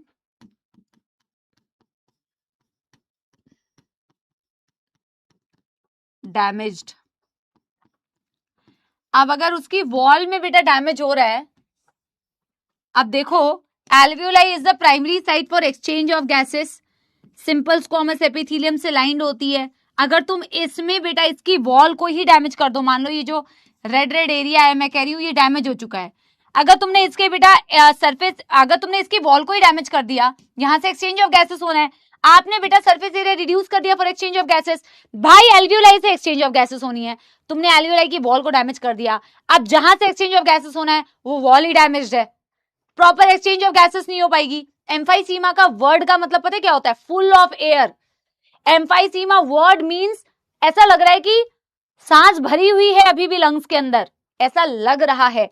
क्यों? क्योंकि एक्सचेंज ही नहीं हो पाई प्रॉपरली. जब एक्सचेंज नहीं हो पाएगी तो you will feel like your lungs are still full of air. So emphysema word meaning is full of air. You will feel like heavy, कि यार अभी भी ना लंग्स में कुछ सांस है, because proper exchange of gases नहीं हो पाती है. Got it. So alveolar wall में डैमेज हुआ, reduced surface area for exchange, reduced surface area for exchange of gases, reduced surface area for exchange of gases, feels like lungs are still filled with air, feels lungs are still with full of air.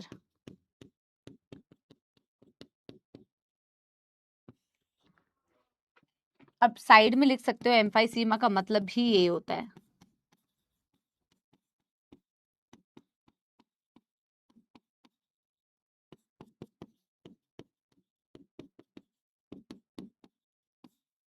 कर लो guys. Okay. और ये मैंने क्या दिखाया बेटा, damage. Damage is done bro. जो damage तुमने अपने साथ बेटा पिछले साल किया वो डैमेज मत करना, पहले बता दे रही हूँ. दिखते हैं लक्षण कुछ बच्चों के, कुछ कमेंट देख के कुछ बच्चों के लक्षण तो वही दिखते हैं कि फिर वही डैमेज क्रिएट करना चाहते हैं अपनी जिंदगी में.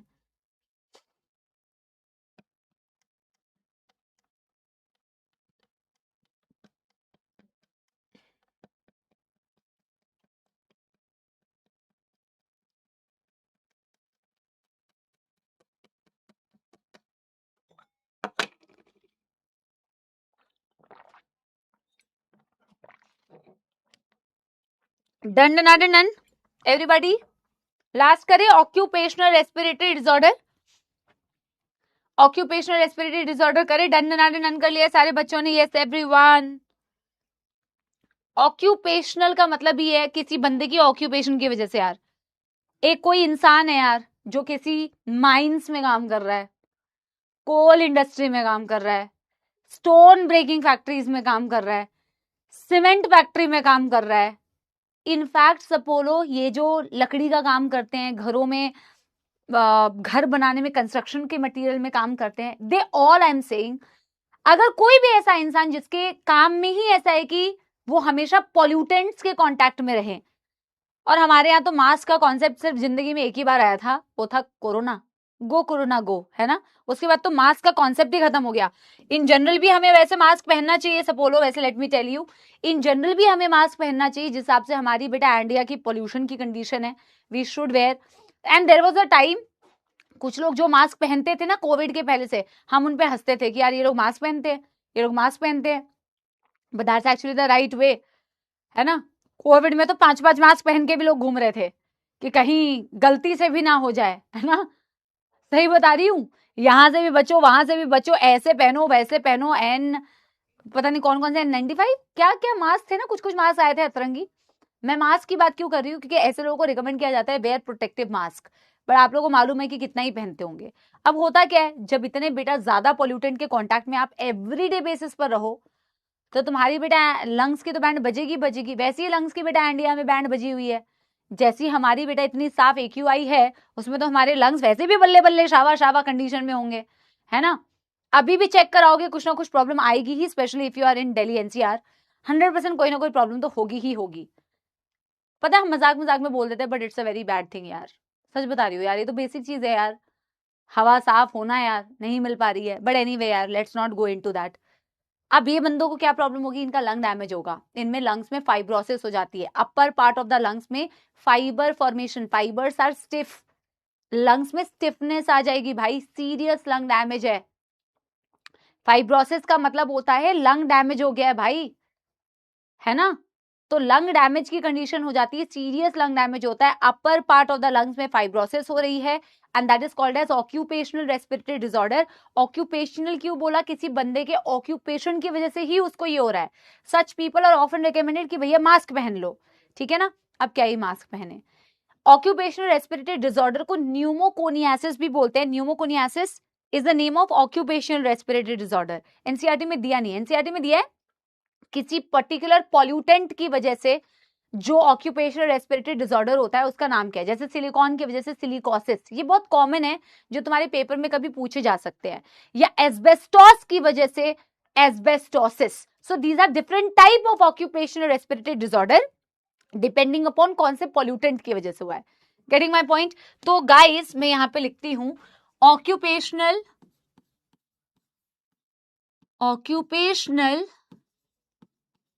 रेस्पिरेटरी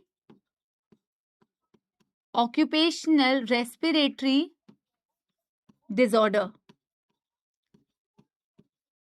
ओके, लिखेंगे क्या ऑक्यूपेशनल रेस्पिरेटरी डिसऑर्डर की वजह से, अब वजह से क्या, ऑक्यूपेशनल रेस्पिरेटरी डिसऑर्डर में क्या लिखेंगे, people working in coal mine cement industries etcetera हो सकता है ना, इंडस्ट्रीज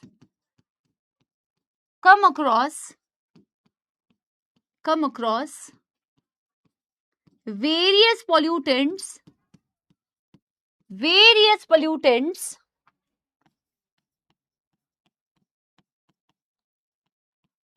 in day-to-day life,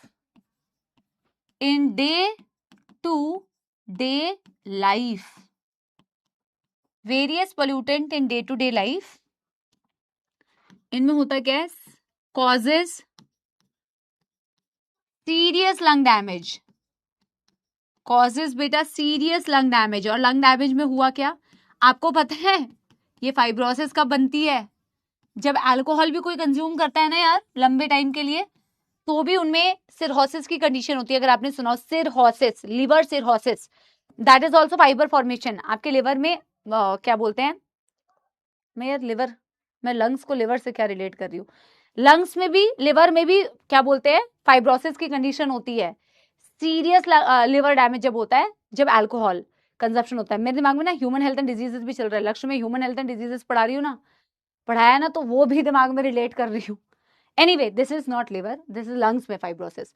और लंग्स में फाइब्रोसिस होगी तो ऑफकोर्स बेटा फाइबर फॉर्मेशन अगर कहीं पे भी हो, चाहे वो लिवर में ही हो, लिवर सिरहोसिस जब होता है, अल्कोहल कोई कंज्यूम करता है और उसके लिवर में डैमेज होता है, उसमें भी फाइबर अगर फॉर्मेशन हो जाती है, तो दैट इज ऑल्सो बेटा very very dangerous condition.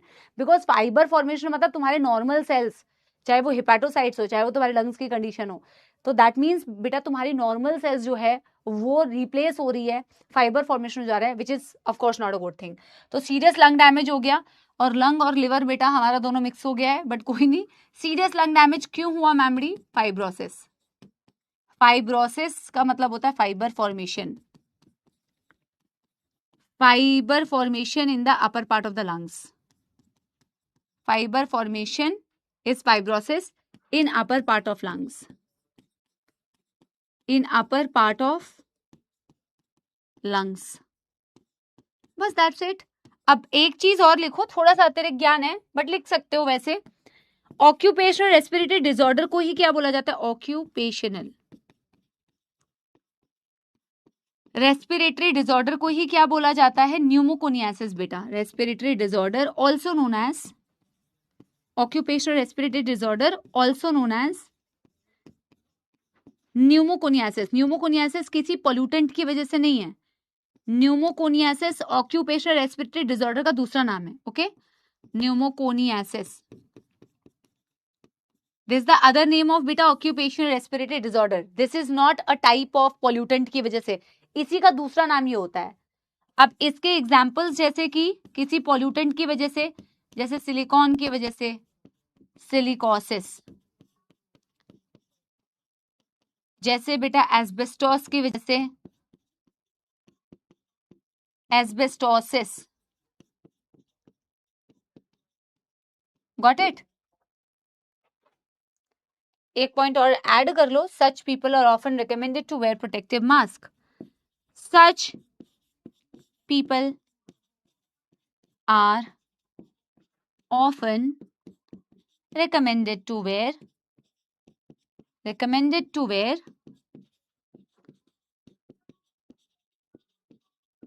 Protective mask. Mask से फर्क तो पड़ता है, लेकिन फिर बेटा ऐसे ना इतने ज्यादा खतरनाक पोल्यूशन में काम करने के लिए उनके मास्क भी अलग टाइप के होते हैं। ऐसे नॉर्मल मास्क से काम नहीं चलेगा जो हम देखते हैं ना नॉर्मल मेडिकल स्टोर या नॉर्मल किराने की दुकान पे जो मास्क मिलती है, वो सबसे काम नहीं चलेगा, है ना। दे हैव लाइक प्रॉपर वाले मास्क, उसी से काम चलेगा। डन डन कर लो। एनसीईआरटी की रीडिंग कराती हूँ, फिर पीवाईक्यूज पहले सॉल्व करेंगे। पीवाईक्यूज से सिर्फ पहले तो ये देखेंगे आप कि आपके कितने क्वेश्चंस बेटा पीवाईक्यू में सही हो पा रहे हैं। Okay, that is going to give you a real mirror idea कि जितना पढ़ा है उसको कर पा रहे हो सही से कि नहीं कर पा रहे हो। Done everybody. तीन ही डिसऑर्डर है, बहुत इजी है। एक अस्थमा बेटा, अस्थमा एलर्जिक हो गया, अस्थमा में ब्रोंकाई ब्रोंकियो। अब एनसीईआरटी देखो कि दो लाइन दी हुई है यार, एनसीईआरटी में केवल दो लाइन दी हुई है। अस्थमा में एल्वियोलाई सॉरी अस्थमा में ब्रोंकाई ब्रोंकियल्स में प्रॉब्लम हुई, एम्फाइसीमा में एल्वियोलाई में प्रॉब्लम हुई, और आपकी बेटा ऑक्यूपेशनल रेस्पिरेटरी डिसऑर्डर में लंग्स में फाइब्रोसिस हो गया। That's it, that's it, right. NCERT की रीडिंग कराऊं? देखो एक बारी, क्या दो लाइन दी हुई है, देखो कितनी प्यारी एनसीईआरटी है यार। एनसीईआरटी जिंदाबाद। It is difficulty in breathing causing wheezing due to inflammation of bronchi and bronchiole. बस खत्म, कि इन्फ्लेमेशन हो रही है, व्हीजिंग साउंड हो रही है, ब्रोंकाई और ब्रोंकियोल्स की वॉल में प्रॉब्लम हो रही है, बस that is asthma for you. Okay. Emphysema, it is a chronic disorder in which alveolar wall are damaged, due to which respiratory surface area is reduced. One of the major causes is cigarette smoking. ये हमने लिखना भूल गए ना, one of the major reasons. ये यार आई am so sorry, ये वाली चीज हमसे मिस कैसे हो गई?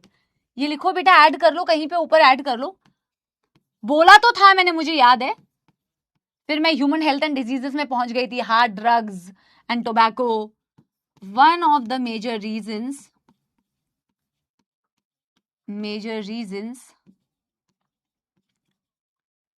of emphysema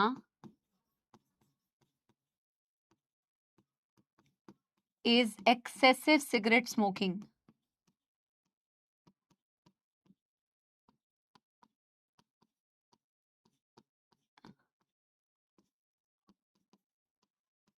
One of the major reasons of emphysema is excessive cigarette smoking. I remember मैंने बोला तो था, फिर मैं टोबैको के डब्बे की बात करने लग गई, है ना? तो excessive cigarette smoking is one of the reasons of beta emphysema. Okay. And then you see beta occupational respiratory disorder. Certain industries, especially involving in grinding, stone breaking, so much dust is produced that the defense mechanism of the body cannot fully cope up with the situation. इतना ज्यादा dust produce होता है, इतना ज्यादा dust के contact में आप आते हैं, इतने ज्यादा पोल्यूटेंट के कांटेक्ट में आते हैं कि आप सोचेंगे कि आपकी इम्यून सिस्टम उसके प्रति भी काम कर जाए, कोप अप कर जाए, बैलेंस कर जाए. ऐसा हो नहीं पाता. Cannot fully cope up with the situation. Long exposure can give rise to inflammation leading to fibrosis, that is the proliferation of fibrous tissues, and thus causing serious lung damage, and workers in such industries should wear protective mask. तो इतने ज्यादा pollutant को आप cope up नहीं कर पाएंगे. जब आप कोप अप नहीं कर पाएंगे तो होगा क्या, लंबे दौरान के लिए अगर एक्सपोजर होता रहेगा, लंग्स में डैमेज होगी, फाइब्रोसिस होगी, एंड फाइब्रोसिस का मतलब होता है proliferation of fibres, serious lung damage. एक सेकंड देना बेटा, मेरे शू के लेस खुल गए, है ना?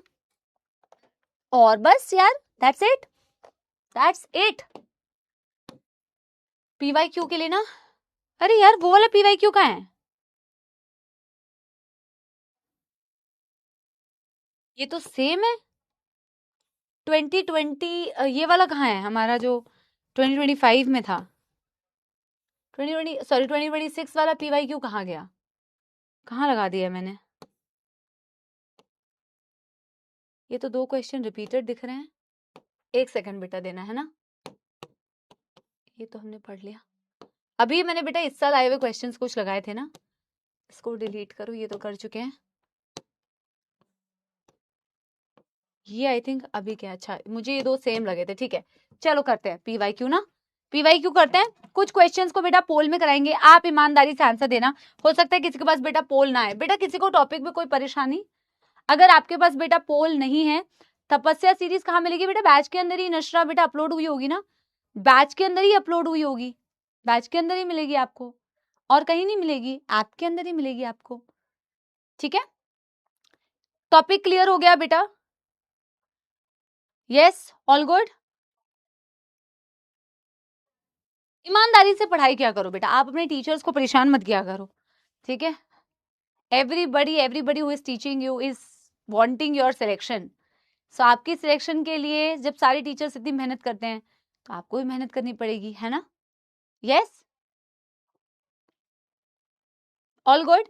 अब अगर आपके पास पोल आता है, आप पोल में आंसर दे दो. हम कुछ पीवाईक्यूज के लिए पोल करा लेंगे. अगर आपके पास पोल नहीं आता है तो पोल का लोड नहीं लेना बेटा. आपका पर्पस क्वेश्चंस को सही करना है, तो क्वेश्चन सही होना चाहिए, बस that's it. PYQs is a real mirror कि प्रीवियस ईयर में कैसे क्वेश्चंस पूछे जाते हैं, आप उसको कितना सॉल्व कर पा रहे हैं. अभी आपने हो सकता है बेटा पूरा रिवाइज नहीं किया हो, ठीक है ना, पूरे टॉपिक को रिवाइज नहीं किया हो, फिर भी आप कितना अटेम्प्ट कर पा रहे हैं, आप अपने आप को एक बार चेक करना. ठीक है ना? चलिए पहले करेंगे बेटा अब पीवाईक्यूज के लिए इस साल का सबसे पहला सवाल, जो पेपर आपने भी दिया होगा, है ना? This is question number 1 and just look at the level of the question. Question number 1, चलो 60 सेकंड्स का पोल करा देते हैं. This is year 2026. बाकी के लिए मुझे ईयर निकालना पड़ेगा. ओके, चलो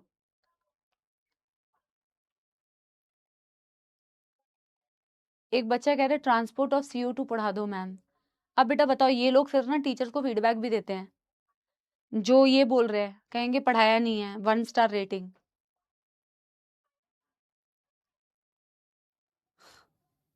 क्या बोलूं, अब बताओ क्या बोलूं यार. CO2 का ट्रांसपोर्ट कब पढ़ा था यार? यार बेटा यार, ऐसी हरकतें करते हो ना, पीवाईक्यूज के ना ईयर निकालती हूँ यार मैं ना. क्या कर रहे हो यार, दुखी भी करते हो जाते जाते.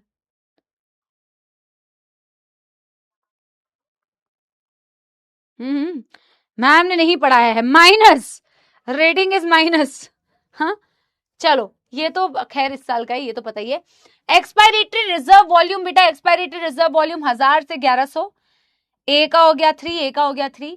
रेजिडुअल वॉल्यूम 1100 से 1200, बी का हो गया 4, बी का हो गया 4, एक ही ऑप्शन में, option number 3। Inspiratory reserve volume highest among all the respiratory volume, tidal volume lowest among all the respiratory volume, option 3। क्या कहते हो बेटा, कितने मार्क्स आए होंगे, कितने परसेंटेज आई होगी? Option 3, show result. अब बताओ, इसमें पहला भी आंसर लगाया कुछ बच्चों ने, 10% ऑफ द स्टूडेंट्स, है ना, लाखों में से 10% is a huge data. Okay, अब ए का 3 लगा दिया है और रेजिडुअल वॉल्यूम का बी का 1 लगा दिया है, ए का 3 लगाते ही आंसर मार्क कर दिया। क्या यार, दाल तड़का यार। साहिल, निम्रत, मीत, जारा, बबलू, शिवांग, काजू, कतली, Priyanka and Nikhil, very good. Option 3 is the correct answer. 2026 का अगला सवाल करते हैं। And let me tell you, PYQ solve इसीलिए भी करना जरूरी है। आप अभी देखोगे, अगर पोल नहीं आया तो सिर्फ कमेंट में आंसर देना है। दिस इज ऑल्सो 2026 का, ये सेम सवाल रिपीट हुआ है। आपको मैं ये बता दूं, ये सेम सवाल रिपीट हुआ है। अभी आप आगे PYQs में देखेंगे, एक ऐसा ही क्वेश्चन बेटा PYQ में वापस से पूछा गया है। ठीक है, चलो करो।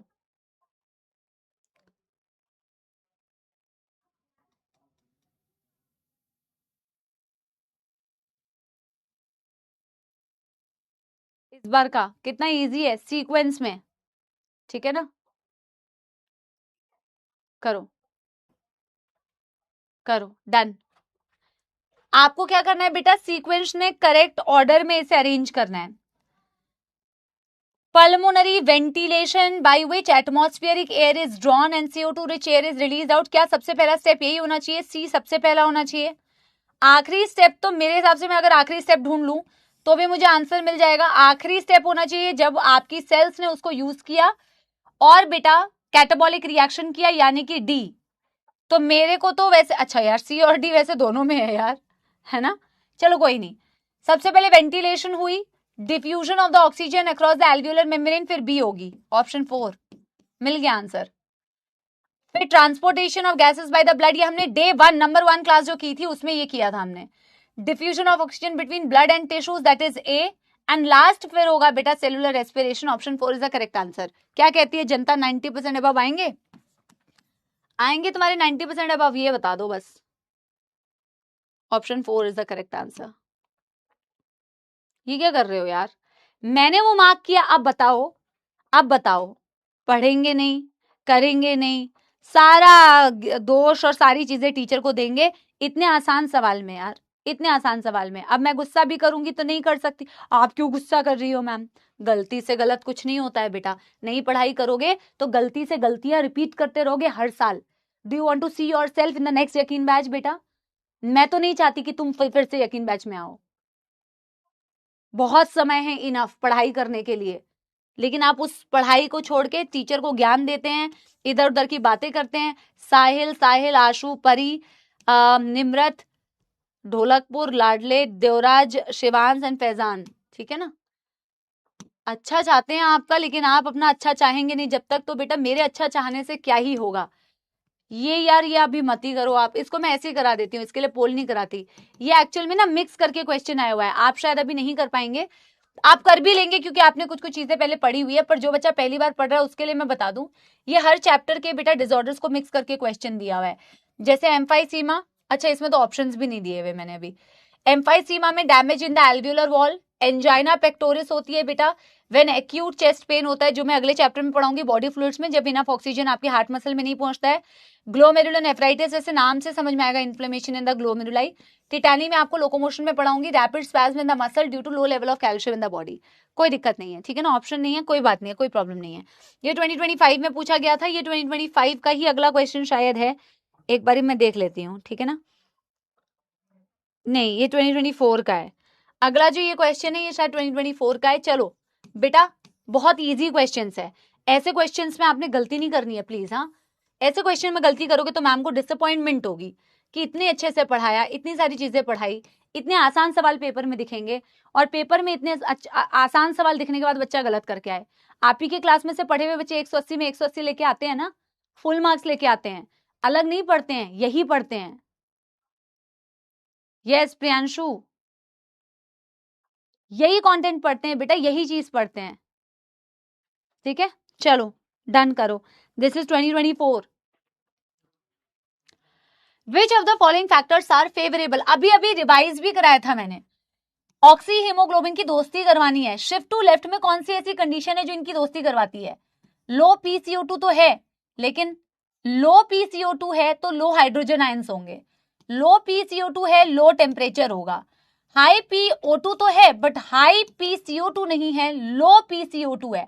हाई PO2 है, लो बेटा PCO2 है, और जहां CO2 कम है वहां हाइड्रोजन आयंस भी कम है। यही कंडीशन होती है जो HbO2 के एसोसिएशन के लिए रिस्पॉन्सिबल होती है, इनकी दोस्ती करवाती है। किसी को कोई समस्या, किसी को कोई प्रॉब्लम, और अगर तुम्हें बेटा इसमें प्रॉब्लम होती है ना, इसको सॉल्व करने का एक तरीका बताती हूं मैं तुम्हें। तुम यहाँ साइड में लिख लो कि शिफ्ट टू लेफ्ट वाली बात कर रहे हैं ये, तो मैम वहां कंडीशन क्या थी? वहां ऑक्सीजन ज्यादा था मैम, वहां CO2 कम थी। CO2 कम होता है, हाइड्रोजन आयंस कम होते हैं, pH ज्यादा होता है और टेम्परेचर कम होता है। इसको सॉल्व करने का बेस्ट तरीका ये है, कभी गलत नहीं करोगे। अब इससे मैच करा लो, इससे मैच करा के देख लो कि कौन सी कंडीशंस मैच कर रही है। How easy it is. तो high PO2 less hydrogen ion concentration, option 4 is the correct answer. Option 4 is the correct answer.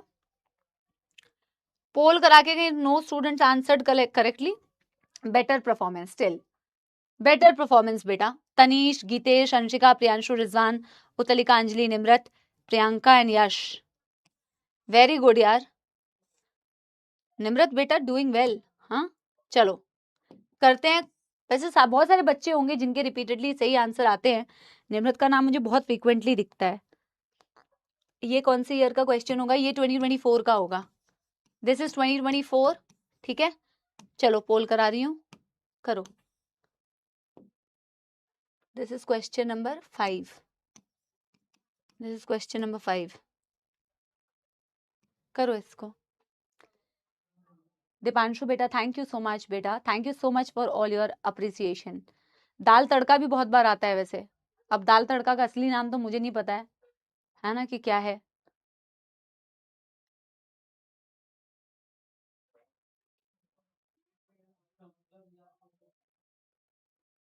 And just check the PYQ लेवल बेटा, और PYQ में टॉपिक्स देखा करो कहां से क्वेश्चंस आ रहे हैं।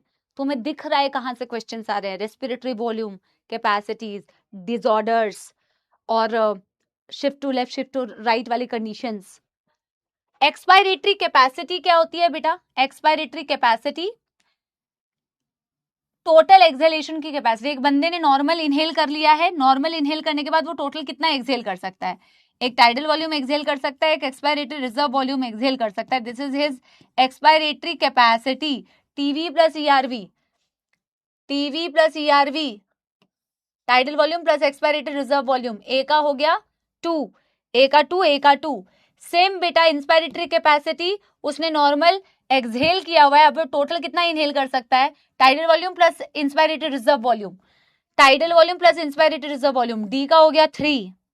अरे यार मैंने ऐसे ऑप्शन चूज करे जिससे मुझे आंसर ही नहीं मिल रहा है, ठीक है बट कोई बात नहीं। Functional residual capacity, expiratory reserve volume plus residual volume, normal exhale करने के बाद भी उसके लंग्स में कितनी एयर बची हुई है? बी का हो गया 4, बी का हो गया 4, यानी कि ऑप्शन बेटा 3 is the correct answer. Vital capacity मैं पूरा रिवाइज भी करा देती हूँ आपको। वाइटल कैपेसिटी वो कितना एक्सहेल कर सकता है, बट कंडीशन क्या है? उसने मैक्सिमम इनहेल कर लिया है। जब उसने मैक्सिमम इनहेल कर लिया है तो उसने टाइडल वॉल्यूम इनहेल कर लिया है, इंस्पायरेटरी रिजर्व वॉल्यूम इनहेल कर लिया है, उसके लंग्स में ऑलरेडी एक्सपायरेटरी रिजर्व वॉल्यूम और रेजिडुअल वॉल्यूम है। तो जब उसने मैक्सिमम इनहेल कर लिया, अब ये टोटल कितना एक्सहेल कर सकता है? ये 3, यानी कि expiratory reserve volume, tidal volume, inspiratory reserve volume. Answer तो मिल चुका है वैसे ऑप्शन 3, है ना। किसी को कोई परेशानी बेटा? रिकॉल हुआ? रिकॉल हुआ या नहीं कमेंट सेक्शन में बताओ। चलो ठीक है, फिर भी बेटर है, फिर भी बेटर है, बट ये तो गलत है ना यार, ये तो गलत है। तनीश, अंशिका, इनका भी नाम आता है यार, तनीश का भी नाम आया है। दाल तड़का, निशांत, निमृत, यश, जुबैर, मनमीत का भी नाम आया है, प्रत्यश एंड जय श्री राम। ओके चलिए करते हैं बेटा अगला। This is I think year 2023, और देखो 2023 में सेम क्वेश्चन आया जो 2026 में आया। 2023 में सेम क्वेश्चन आया जो 2026 में आया है। देखो अभी दिस 2023 2023 में पहले आप इस क्वेश्चन का आंसर मार्क करो, question number 6, this is question number 7। पहले क्वेश्चन नंबर 6 का आंसर मार्क करो आप। और देखो एक बार, एक सेकंड, क्या 2024 में अभी जो क्वेश्चन आया, मैच द फॉलोइंग, क्या मैच द फॉलोइंग में वाइटल कैपेसिटी भी पूछी गई थी? सेम टॉपिक से रिपीट होते हैं यार क्वेश्चन, फिर आप एक्सक्यूजेस कैसे दे सकते हो बेटा? मेरे साथ ऐसा हो गया, मेरे साथ वैसा हो गया, बताओ। हाँ, सिमिलर पैटर्न में क्वेश्चन आया ना, हम पीवाईक्यू खुद कर लेंगे। करते कहाँ हो आप पीवाईक्यूज बेटा? क्लास में ना कराया जाए तो एनसीईआरटी भी रीड ना करो, कुछ बच्चे मेहनत ही नहीं करते हैं। और अभी हमने एक वाइटल कैपेसिटी वाला क्वेश्चन किया, सेम वाइटल कैपेसिटी आ गया। देखो, जब कोई इंसान मैक्सिमम इनहेल कर ले तो इंस्पायरेटेड रिजर्व वॉल्यूम और टाइडल वॉल्यूम इनहेल कर लेता है, उसके पास ऑलरेडी बेटा एक्सपायरेटेड रिजर्व वॉल्यूम है, उसके पास ऑलरेडी रेजिडुअल वॉल्यूम है, ठीक है ना? अब वो टोटल कितना एक्सहेल आउट कर सकता है? ये 3, IRV TV plus ERV, IRV plus TV plus ERV, option 2, ठीक है ना? यस, समझ में आ गई बात? Option 2 is the correct answer. समझ गए? इजी? किसी को इसमें भी कोई परेशानी? अभी बताया था, एक बार मुझे कमेंट सेक्शन में आंसर दो। 18% बच्चों ने, यार क्या यार बेटा, हाँ, क्यों करते हो बेटा, क्या यार बेटा, इसमें आरवी कहां से ऐड होगा यार? वाइटल कैपेसिटी में आरवी ऐड होगा तो वाइटल कैपेसिटी नहीं, वो टोटल लंग कैपेसिटी नहीं होती है, टोटल लंग कैपेसिटी नहीं होती है, आरवी ऐड होता है तो। Why not A? उस वॉल्यूम में से रेजिडुअल वॉल्यूम को माइनस करोगे क्या value wise? IRV plus ERV plus TV की जो वैल्यू होती है उसमें से आरवी माइनस करोगे तो वाइटल कैपेसिटी आती है क्या? कैसी बातें कर रहे हो यार, हैं? बायो वाली बात कर दी। अगर मान लो वॉल्यूम 7,000 आनी चाहिए, मान लो हाइपोथेटिकली बोल रही हूँ, 7,000 में से 1200 माइनस करोगे क्या? गलती से टिक नहीं होता है कुछ। साहिल, दाल तड़का, अंशिका, जुबैर, यश, उतालिका, शाहरुख खान भी आए हैं, प्रियंका, शिवांग, बबलू चाट वाला, भाई नए नए नाम निकालो। क्वेश्चन नंबर 7 करो, सेम टाइप का क्वेश्चन आया हुआ है बेटा, अब बिना पोल के कर लो ये वाला क्वेश्चन, तो सीक्वेंस में अरेंज करना है, सेम टाइप का क्वेश्चन आया हुआ है, सीक्वेंस में अरेंज करना है। सबसे पहले पल्मोनरी वेंटिलेशन होगी, डी सबसे पहले आएगा, तुम्हें मार्क करने की भी जरूरत नहीं है, इन्होंने इतने इजी ऑप्शन बनाए हैं। फिर diffusion across the alveolar membrane, फिर ट्रांसपोर्टेशन ऑफ गैसेस, फिर diffusion between blood and tissue, utilization for catabolic reaction, very simple, ठीक है? चाट तो खैर मुझे भी बहुत पसंद है, बहुत दिनों से मैंने चाट नहीं खाई है, बबलू चाट वाले, ठीक है? दिस इज 2022, ठीक है? दिस इज 2022, लेकिन चाट तो बेटा यूपी की ही बढ़िया होती है, सही बताऊं? क्वेश्चन नंबर 8, क्वेश्चन नंबर 9, पहले क्वेश्चन नंबर 8 करो, पोल करा रही हूं 45 सेकंड का। अरे पोल को तो वैसे ही मौत आ रही है, ये करो। वो जब मैं BHU में थी, बनारस में, BHU से मैंने मास्टर्स करी है, पता होगा आपको भाई, नेक्स्ट लेवल वहां पे चाट मिलती है भाई, नेक्स्ट लेवल। स्ट्रीट फूड जो होता है ना वहां का, बंगाल में भी भाई, मेरे को तो बंगाल का भी मुझे पता है कि हमारे बंगाल में भी भाई बहुत अच्छी स्ट्रीट फूड मिलता है। बंगाल का खाना, आई लव बंगाली फूड, बहुत पसंद है मुझे बंगाली फूड, है ना? मैं बंगाल में पली बड़ी नहीं हूँ, बाहर पली बड़ी हूँ, बट एक चीज जो मेरे को बहुत ज्यादा, क्योंकि हमने बचपन से बंगाली फूड खाया घर में, मम्मी तो बंगाली खाना ही बनाती हैं, तो बंगाली खाना मुझे बहुत पसंद है हमारा। एंड बहुत सारे लोगों को लगता है कि हम सिर्फ माछ भात खाते हैं, मछली भात, है ना, माछर झोल और भात, ऐसा नहीं है, वेजिटेरियन खाना बहुत सारा होता है हमारा, बहुत वेजिटेरियन खाना होता है। आप सब लोग कहेंगे हमारे यहाँ का भी स्ट्रीट फूड, सारी जगह का स्ट्रीट फूड अच्छा होता है। चलो आओ, पढ़ाई कहाँ की अच्छी होती है, करो पढ़ाई। Under normal physiological condition, every 100 ml of oxygenated blood can deliver बेटा 5 ml oxygen to the tissues, option 3 is the correct answer. Yes, चलो भाई, 88 हाईएस्ट, क्या बात है। साहिल का भी नाम बहुत बार रिपीट हुआ है, तनीश आपका भी हो गया है, मनमीत आपका भी होता है, दाल तड़का आपका तो होता ही है, हेलिक्स क्रिस्टे बहुत टाइम बाद आए हैं, नितिन, ये सारे बच्चे जब मिलेंगे ना रिजल्ट्स में, बताना क्या क्या नाम रखा हुआ है, ठीक है? पढ़ाई PW की अच्छी होती है, ये तुमने सही बात बोल दी यार। और पीडब्ल्यू फिर हर स्टेट में यार, पीडब्ल्यू कहाँ नहीं है, चाहे फिर वो बंगाल हो, राजस्थान हो, यूपी हो, बिहार हो, कर्नाटका हो, केरला हो। बात तो सही करी है तुमने अंशिका, प्रियांशु, यश एंड अभिनव। क्या बात है यार। क्वेश्चन नंबर 9 का आंसर दोगे अब या फालतू की बकवास करोगे तुम? हाँ, विच of the following is not the function of conducting part. Conducting part का क्या नहीं है फंक्शन? प्रोवाइड सरफेस एरिया, ये नहीं प्रोवाइड करती है। सरफेस एरिया फॉर डिफ्यूजन तो एल्वियोलाई प्रोवाइड करती है। क्लियर्स ये तो करती है, ह्यूमिडिफाई करती है, टेम्परेचर को बॉडी टेम्परेचर पे लेके आती है, सिर्फ वन नहीं करती है, सपोलो तो वन। अब 2022 के बाद दिस इज 2021। 2021 का क्वेश्चन है, अब डायरेक्ट कमेंट सेक्शन में आंसर दोगे क्या? इजी पीजी है, कितना इजी है यार। This will be question number 10, this will be question number 11। Okay, the partial pressure of oxygen and CO2 at alveoli. Alveoli में क्या होगा बेटा? यहाँ ऑक्सीजन होता है 104, यहाँ CO2 होती है बेटा 40, पहला ही है 104 एंड 40, ऑप्शन 1। कितना इजी है। अब इससे ज्यादा इजी सवाल क्या चाहिए तुम्हें बेटा नीट के पेपर में? Which favourable condition required for formation of oxyhaemoglobin. Same type का रिपीटेड क्वेश्चन रिसेंट पीवाईक्यूज में भी आया। फेवरेबल कंडीशंस बताओ ऑक्सी हीमोग्लोबिन के बनने के लिए। मैं यहाँ पे आपको हमेशा सजेस्ट करूंगी, खुद से लिख लो। फेवरेबल कंडीशन होती है ऑक्सीजन ज्यादा होता है, CO2 कम होता है, हाइड्रोजन आयंस कम होते हैं, pH ज्यादा होता है, टेम्परेचर कम होता है। ये सारे फैक्टर्स बेटा आपके ऑक्सी हीमोग्लोबिन को बनवाएंगे। तो हाई PO2 है, लो PCO2, लो हाइड्रोजन आयन, लो टेम्परेचर, पहला ही ऑप्शन है। लो PCO2 हाई नहीं है, बस आंसर मिल गया। Option 1 is the correct answer. दोनों का ऑप्शन 1 ही है करेक्ट आंसर। गोपाल या दीपक, दीपक ओए AC कम कर दे थोड़ा। करते हैं बेटा अगला क्वेश्चन। अब टोटल लंग कैपेसिटी में भी अगर तुम गलती करोगे तो फिर क्या ही करोगे यार। 2020 का सवाल है, क्वेश्चन नंबर 12 है। Total lung capacity vital capacity के साथ में बस रेजिडुअल वॉल्यूम ऐड करना होता है। अब करोड़ों बार वाइटल कैपेसिटी कर चुके हो यार। इंस्पायरेटरी AC मतलब ठंडा हो रहा है ज्यादा।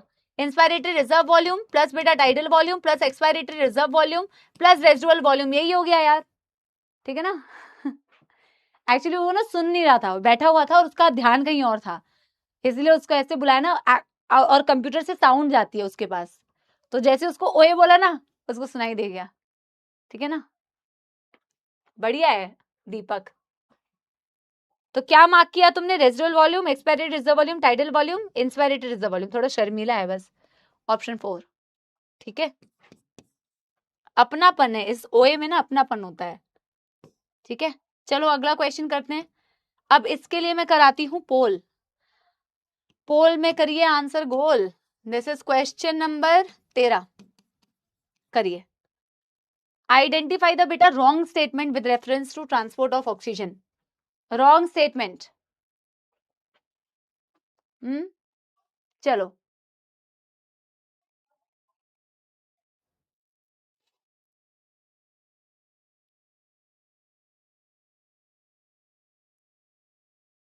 बहुत इजी है यार, बहुत इजी है।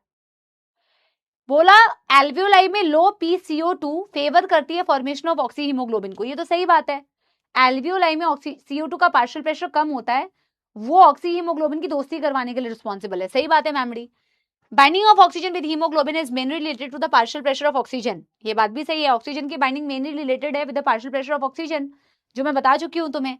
Partial pressure of CO2 can interfere with the oxygen binding of the haemoglobin, सही बात है।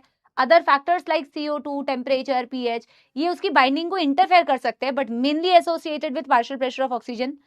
High hydrogen ion concentration in alveoli, पहली बात तो एल्वियोलाई में हाई हाइड्रोजन होती ही नहीं है।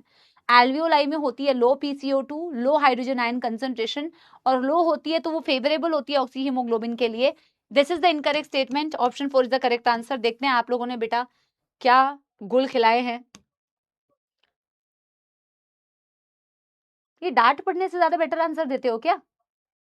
हाँ, हेलिक्स, निम्रत, रिजवान, आर्यन, निशांत, उतलिका। उतलिका आपका ना भी नाम बहुत बड़ा है। बबलू चाट वाले, बबलू चाट वाले ओ चाट तू खिला दे। अकमल, प्रियांशु, मनमीत, वेरी गुड यार। करते हैं बेटा क्वेश्चन नंबर 13 के बाद क्वेश्चन नंबर 14। इसके लिए भी पोल करा रही हूं, करो। दिस इज आई थिंक 2020 का ही सवाल। 2020, select the correct event that occur during inspiration. Okay,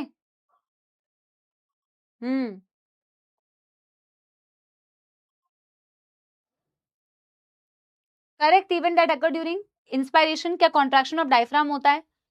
absolutely ma'am. क्या contraction of external intercostal muscles होते हैं? Absolutely ma'am.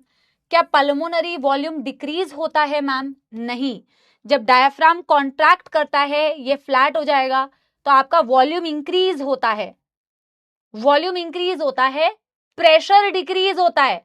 Intrapulmonary pressure increases नहीं, वॉल्यूम हमेशा इंक्रीज होता है, प्रेशर डिक्रीज होता है, तभी तो एयर अंदर आती है। यानी ए एंड बी, ऑप्शन 2। अरे डी क्यों लगा रहे हो? डी क्यों लगा रहे हो? इंट्रापल्मोनरी प्रेशर इंक्रीज होगा क्या? इंट्रापल्मोनरी प्रेशर इंक्रीज, क्या तुम बुद्धि लगाते हो? क्या बुद्धि लगाते हो? इनहेलेशन करना है, अंदर का तो प्रेशर बेटा कम होना चाहिए ना, इंट्रापल्मोनरी प्रेशर डिक्रीज होता है। अरे करके नहीं देख रहे हो? डायफ्राम को कॉन्ट्रैक्ट किया, कॉन्ट्रैक्ट किया तो वॉल्यूम इंक्रीज की। नलायको, वॉल्यूम अगर डिक्रीज दिया हुआ है और वो गलत है, तो प्रेशर उल्टा है उसका, तो गलत ही तो दिया हुआ है। तुम तो यार बुद्धि ही नहीं लगाना चाहते हो मेरे बच्चे। पता था मुझे, पता था मुझे, पता था मुझे। अब बताओ ये सिली मिस्टेक करी या नहीं करी? ये सिली मिस्टेक करी या नहीं करी, ये बताओ। सिंपल सी बात है बेटा, एग्जाम हॉल में क्या करना है, सुनो मेरी बात। एग्जाम हॉल में क्या करना है, 30 सेकंड लगेंगे पर गलत क्वेश्चन नहीं करोगे। एग्जाम हॉल में क्या करना है, इनहेलेशन करना था, मैम ने बताया था। इनहेलेशन के लिए अंदर का प्रेशर मैम कम होना चाहिए, अंदर का प्रेशर कम होता है तो अंदर का वॉल्यूम जो होता है वो ज्यादा करना है, बस इतनी सी बात करनी है यार। और इसको करने के लिए डायफ्राम, एक्सटर्नल इंटरकोस्टल मसल्स को मैम ने कॉन्ट्रैक्ट किया था, तो वॉल्यूम इंक्रीज करती है, उससे प्रेशर डिक्रीज करता है, फिर मार्क करना क्वेश्चन, फिर मार्क करना क्वेश्चन। निम्रत, अंशिका, ढोलकपुर से कोई तो आया है, रिजवान, मीत, लाडले, कुनो, साहिल, परी का भी नाम कई बार आता है, तकवीर, तकवीर का भी नाम आया है मुझे ऐसा लग रहा है। करते हैं बेटा अगला question 2019, very easy question number 15। Due to increase airborne allergens and pollutant, many people in the urban area are suffering from respiratory disorder causing wheezing. wheezing मतलब अस्थमा। अस्थमा क्यों होता है? Due to inflammation in the bronchi and bronchiole. Option 2 is the correct answer, option 2 is the correct answer. Very easy. करते हैं question number बेटा 16, करते हैं question number 16। Tidal volume and expiratory reserve volume of an athlete is 500 and 1000 ml respectively. What will be the expiratory capacity if the residual volume is 1200। अगर residual volume 1200 दिया हुआ है, इससे हमें कोई फर्क नहीं पड़ता, ये तुम्हें भटकाने के लिए दिया हुआ है। बट ये तुम्हें भटकाना चाहते क्यों है? जो ऑलरेडी भटका हुआ है उसको क्या भटकाना, मारे हुए को क्या मारना, समझ रहे हो ना? क्यों ही भटका रहे हैं यार तुम्हें, इनको मालूम नहीं है अभी। हाँ, एंडिया के हमारे प्यारे प्यारे सपोले हैं ये। टाइडल वॉल्यूम दिया हुआ है बेटा 500 और एक्सपायरेटरी रिजर्व वॉल्यूम दिया हुआ है 1000। एक्सपायरेटरी कैपेसिटी क्या होती है? टोटल एक्सहेल करने की कैपेसिटी। दोनों को जोड़ दो, दोनों को जोड़ दो तो 1500 आ जाएगा। 1500 यानी कि option 1 is the correct answer, that's it. Option 1 is the correct answer, that's it. अब ये बता दो 16 में से कितने क्वेश्चन मेरे सपोलों ने सही किए हैं? And what did you feel बेटा बैचेस के अंदर जब मैं बोलती हूँ कि सिर्फ एक ही चीज करनी है, क्लास में चुपचाप से बेटा पढ़ना है, दैट्स इट, है ना? लास्ट वीक मुझे ऐसा फील हुआ, मैंने तुम्हें थोड़ी सी बेटा मेहनत करके चीज क्या बताई, मेरा तो बेटा आधा लेक्चर कम यूज होता। मैंने बाद में जाके रियलाइज किया, अब मैं तुमसे तो बेटा शेयर कर सकती हूँ, अब तुम मुझे उस बात पे जो भी सोचो। मैंने कहा यार इससे अच्छा तो मैं नहीं बताती है। वो डायग्राम्स जो मैंने तुम्हें बताए थे, फिर मैं तुम्हारा रिस्पॉन्स देखा, मैंने कहा यार डायग्राम में इतना फैले क्यों बच्चे? मैंने तो तुम्हारे बेनिफिट के लिए, अच्छाई के लिए बताई थी कि यार तुम्हारे लिए कंक्लूजन हो जाएगा और तुम एक बार रिवाइज कर लोगे डायग्राम से तो सारी चीजें हो जाएगी। फिर मैंने कहा यार मैंने इतनी मेहनत भी करी और फिर बेटा कुछ ये ट्रांसपोर्ट ऑफ CO2 का पढ़ाओगे, ये आते हैं वहां से इधर उधर से, ट्रांसपोर्ट ऑफ CO2 क्या कब पढ़ाओगे? फिर माइनस, एक मूवी थी ना माइनस। अब फिर क्या बोला जाए यार। तो जो एटलीस्ट बेटा जो पढ़ते हैं बच्चे और जो जेन्युइनली पढ़ते हैं, आप लोग भी अपना रिस्पॉन्स जरूर शेयर किया कीजिए, बिकॉज इट इज इंपॉर्टेंट, क्योंकि आपके रिस्पॉन्स से पता चलेगा कि जो चीजें की जा रही है दैट इज गुड और दैट इज वेरी गुड, क्योंकि that is not bad, that is good और दैट इज वेरी गुड और दैट इज एक्सीलेंट। ओके समझ गए? बहुत सारे क्वेश्चन सही किए हैं बच्चों ने, 15 भी किए हैं, 16 में से 16 भी किए हैं, 13 भी किए हैं, 14 भी किए हैं, 11 भी किए हैं। जिसने 2 किए हैं ना बेटा, पढ़ ले चुपचाप से। ये जो इतनी कॉन्फिडेंटली 2 क्वेश्चन लिख रहा है ना, ये 2 किए हैं सही, स्पैमिंग भी करते हैं।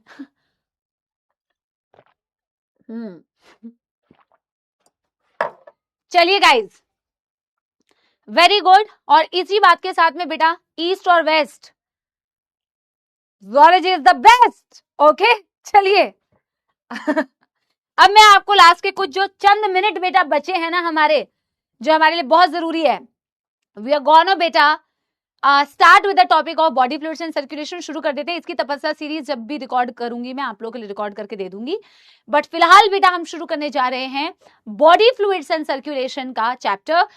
आप धीरे धीरे आगे बढ़ रहे हैं, समझ रहे हो? यस एवरीबॉडी, हम आगे बढ़ रहे हैं, ह्यूमन फिजियोलॉजी में आगे बढ़ रहे हैं। हाँ, मेमोरी इज द बेस्ट, तो ये तो मैं तुमसे सुनती ना, फिर मैं अपना बोल देती, फिर यहाँ पे कहते अपनी मुंह मियां मिच्चू कहती रहती हैं जब देखो। एक तो मैं परेशान हो गई ऑनलाइन में यार, सही बता रही हूँ यार, कुछ भी बोलो तो परेशानी की ही बात होती है। यूट्यूब पे बस तुम वीडियो देख लो बेटा। अगर तुम्हें देखो, अगर तुम्हें ये जानना है, मैं बताती हूँ एज अ टीचर अगर तुम्हें जानना है कि एज अ टीचर आप कितने अच्छे हैं, तो आप बैचेस के अंदर देखिए, जिन बैचेस में आप पढ़ा रहे हैं, ठीक है ना। तो मैं अगर यकीन में देखूं, मैं अगर लक्ष्य में देखूं, अर्जुना में देखूं, आप बस उन बैचेस को खोल के देखो, बच्चों का रिस्पॉन्स है ना, बच्चों के कमेंट्स, बच्चों का feedback, the batches will be the real feedback of yours. या मतलब ये जानना कि आप how are you as a teacher. और अगर आपको बेटा सारी बकवासबाजी देखनी है, go to the YouTube, because YouTube is a very public platform. Okay, वहां कोई कुछ भी वीडियो डाल देता है, वहां कोई कुछ भी लिख देता है, वहां कोई कुछ भी बोल रहा होता है, ये मैडम तो बहुत ज्यादा एरोगेंट है, इनको तो बात ही करना नहीं आता, पता नहीं क्या यार। समटाइम्स तुम जानते हो क्या, have you seen me personally? But कोई बात नहीं, जो करना है करो, मेरे को क्या फर्क पड़ता है ना। We love you, I love you too यार, I love you too, and I am telling you यार, यार मैं हंसी मजाक में इसलिए बोल रही हूँ क्योंकि मेरे लिए वो हंसी मजाक ही है। I am so use to now यार, ऑनलाइन से we are very use to, we know कि कहाँ पे कौन सी चीजें चल रही होती है। तो कुछ कुछ चीजें मैं देखती हूँ ना कभी, तो मैंने कहा यार इट्स ओके, जिसको जो करना है चिल करे यार, क्योंकि देखो उनकी जिंदगी तो खाली है लोगों के बारे में ओपिनियन बनाने के लिए, बट मेरी तो बेटा टचवुड करना जरूरी है। I am very content with you guys, आप लोगों से मिलती हूँ, आप लोगों को पढ़ाती हूँ, उससे मुझे बहुत कंटेंटमेंट फील होती है। और फिर क्या है बेटा, मेरे जीवन का एक पार्ट है जो मेरा पर्सनल पार्ट है, जो कर पाती हूँ। तो किसी के ये सब कर देने से ना मेरा वो पार्ट खराब हो रहा है, ना मेरा ये पार्ट खराब हो रहा है, तो फिर लोड कितने है, लोड कितने है, बल्ले बल्ले शावा शावा है, ठीक है ना। चलिए, है ना। एंड आई एम हैप्पी कि मैं आप लोगों को बैचेस में पढ़ाती हूँ जहाँ लाखों लाखों बच्चे पढ़ते हैं, और मुझे पता है कि मेरे लाखों बच्चे जो मेरे साथ में पढ़ रहे होते हैं, वो कैसे पढ़ रहे होते हैं, और वो क्या पढ़ रहे होते हैं, और वो क्या फील करते हैं बैचेस के अंदर। तो आई गेट दैट रिस्पॉन्स। तो मेरे लिए क्या इंपॉर्टेंट है, मेरे लिए ये रिस्पॉन्स इंपॉर्टेंट है, जो हर दिन बच्चा आता है और 3 दिन मेरी क्लास है ना, तो 3 दिन आके मेरे से लगातार पढ़ रहा है 2-2 घंटे, तो वो मेरे को जो जानता है ना, और उसके साथ में जो चीज है ना बेटा, that is the real thing. Okay, अब हो गया तुम्हारा, पढ़ेंगे या टाइम पास करोगे? पीवाईक्यू कर लिए ना, अब आओ body fluids and circulation, human physiology का दूसरा चैप्टर। हमें क्यों डांटती हो मैम, हमने क्या कर दिया, हम तो आप ही की बात सुन रहे थे। हेडिंग डालो यार, बॉडी फ्लूइड्स एंड सर्कुलेशन। थोड़ा सा बड़ा चैप्टर है body fluids and circulation, but क्या फर्क पड़ता है बेटा, body fluids and circulation human physio का दूसरा चैप्टर है। And body fluids and circulation में ऑफकोर्स बेटा हम बॉडी फ्लूइड्स की बात करेंगे और उसके सर्कुलेशन की बात करेंगे, लेकिन हम सबसे पहले आज इंट्रोडक्टरी पार्ट से स्टार्ट करेंगे, ठीक है ना।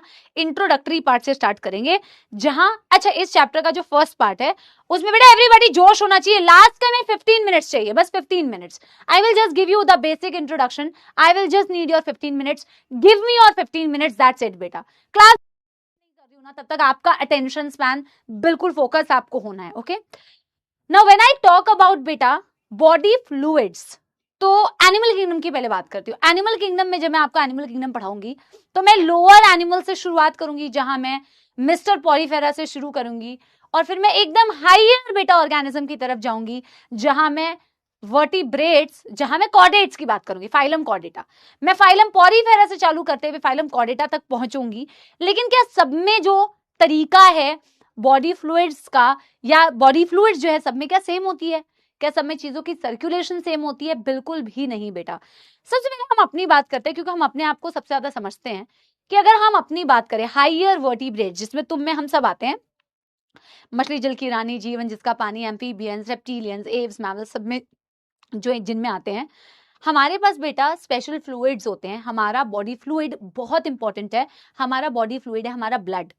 और हमारा ब्लड जो है बहुत ज्यादा इंपॉर्टेंट इसीलिए क्योंकि ब्लड के थ्रू ही अभी तुमने क्या पढ़ा था, हम ट्रांसपोर्टेशन ऑफ गैसेस करते हैं, हम ट्रांसपोर्टेशन ऑफ न्यूट्रिएंट्स करते हैं। तो हम ये सारी चीजें हमारे मेन सर्कुलेटिंग फ्लूइड की मदद से कर पाते हैं, which is our blood. Very important, the main circulating fluid in our body.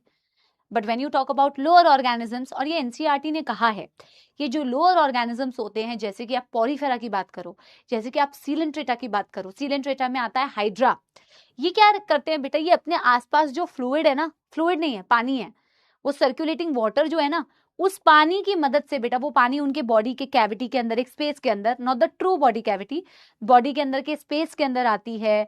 और उस स्पेस के अंदर आने के बाद, जिसके बारे में मैं डिटेल में पढ़ाऊंगी कि पॉरीफेरा की बॉडी कैसी दिखती है, हाइड्रा की बॉडी कैसी दिखती है, अंदर उनके बॉडी के स्पेसेस को क्या बोला जाता है, बट उस सर्क्यूलेटिंग वाटर के थ्रू ही बेटा, जो उसके आसपास है ना, उसके आसपास जो पानी है, उसी पानी से ऑक्सीजन आ रहा है बेटा, उनके अंदर न्यूट्रिएंट्स आ रहे हैं, और एक्सक्रीटरी प्रोडक्ट जो उनकी बॉडी में बनता है वो भी उसी पानी के थ्रू ही एलिमिनेट होता है।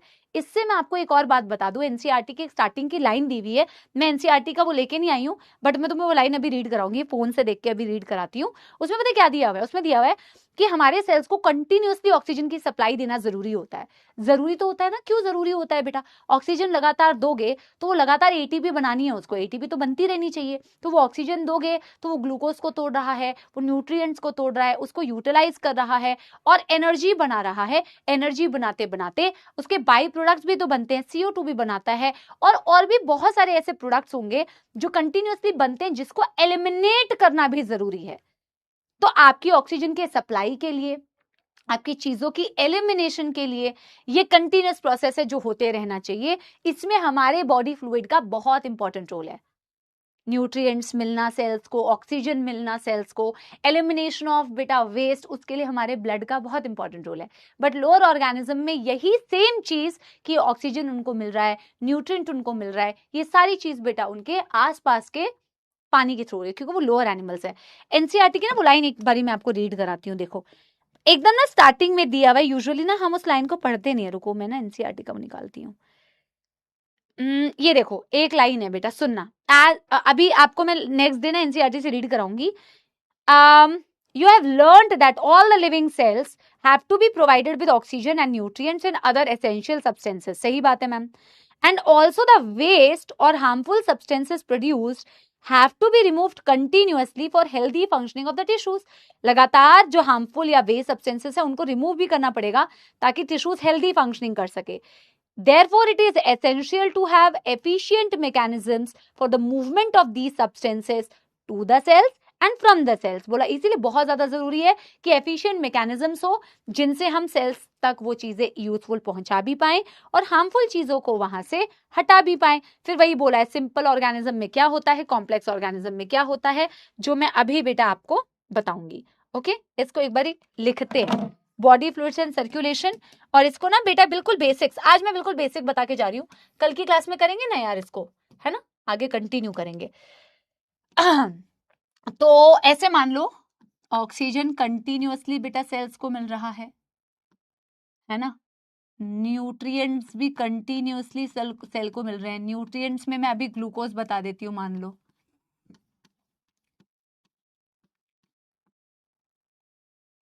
अब होता क्या है, इसी ग्लूकोज को ये यूटिलाइज करता है,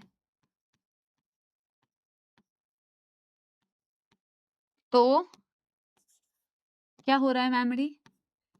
अब मैं शॉर्ट में वो रिएक्शन नहीं लिख रही हूँ, तो मैं ऑलरेडी मैंने रिएक्शन लिखवाई है.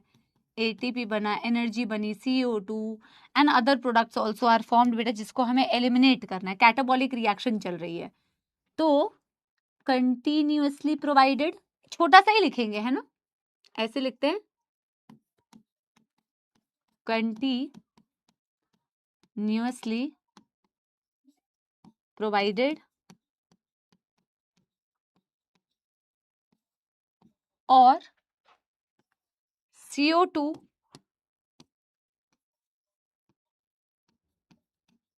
and other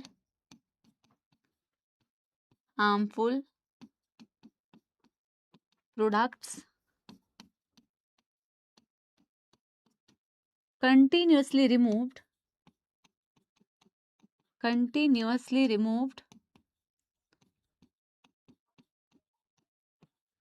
for healthy functioning of the cells. For healthy functioning of the cells. सही बात है मैमड़ी. अब हम लिखेंगे बेटा जो हमारे लोअर ऑर्गेनिजम्स होते हैं. अरे यार ये कौन सा कलर आ जाता है कई बारी ना. जो हमारे लोअर ऑर्गेनिजम्स होते हैं,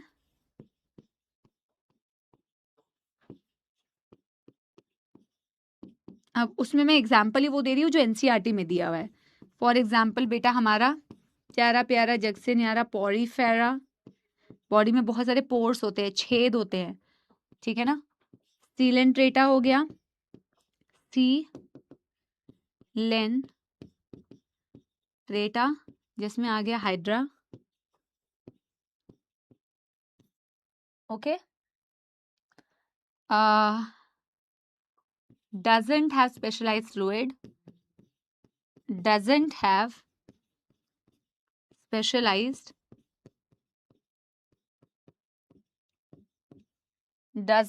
specialized fluids,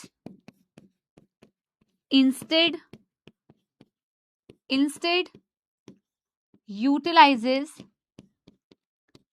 मैं इसका ना एक डायग्राम बना के बताऊंगी आपको, क्योंकि हो सकता है बहुत सारे बच्चे बेटा एनिमल किंगडम से फेमिलियर ना हो. बहुत सारे बच्चे फेमिलियर होंगे भी, बहुत सारे बच्चे नहीं भी होंगे, तो मैं बेटा मान के चलूंगी नहीं ही हो, ठीक है ना. Utilizes surrounding fluid, surrounding water, sorry, utilizes surrounding water to do the same. To do the same मतलब क्या बेटा? Transport of nutrients and gases. इसको करने के लिए इनके पास ये फ्लूइड नहीं है, इसी के थ्रू करती है, ठीक है. नेक्स्ट पेज पे इसका एक छोटा सा डायग्राम बना के बताऊंगी. यहां तक डन कर लो.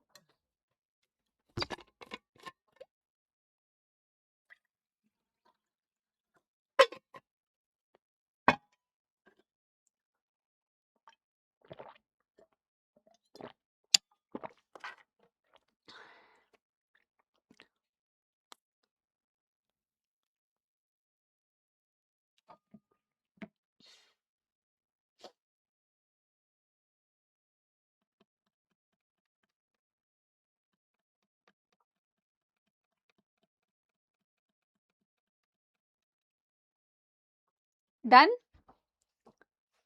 एक छोटा सा डायग्राम बना रही हूँ बस आज, वो डायग्राम और हायर वर्टिब्रेट वाला एक पॉइंट लिखूंगी बस, दैट्स इट, ठीक है ना. अब मैंने इसको समझाने के लिए आपको ना एक पॉरीफेरा का डायग्राम बना के बता रही हूँ. छोटा सा डायग्राम है.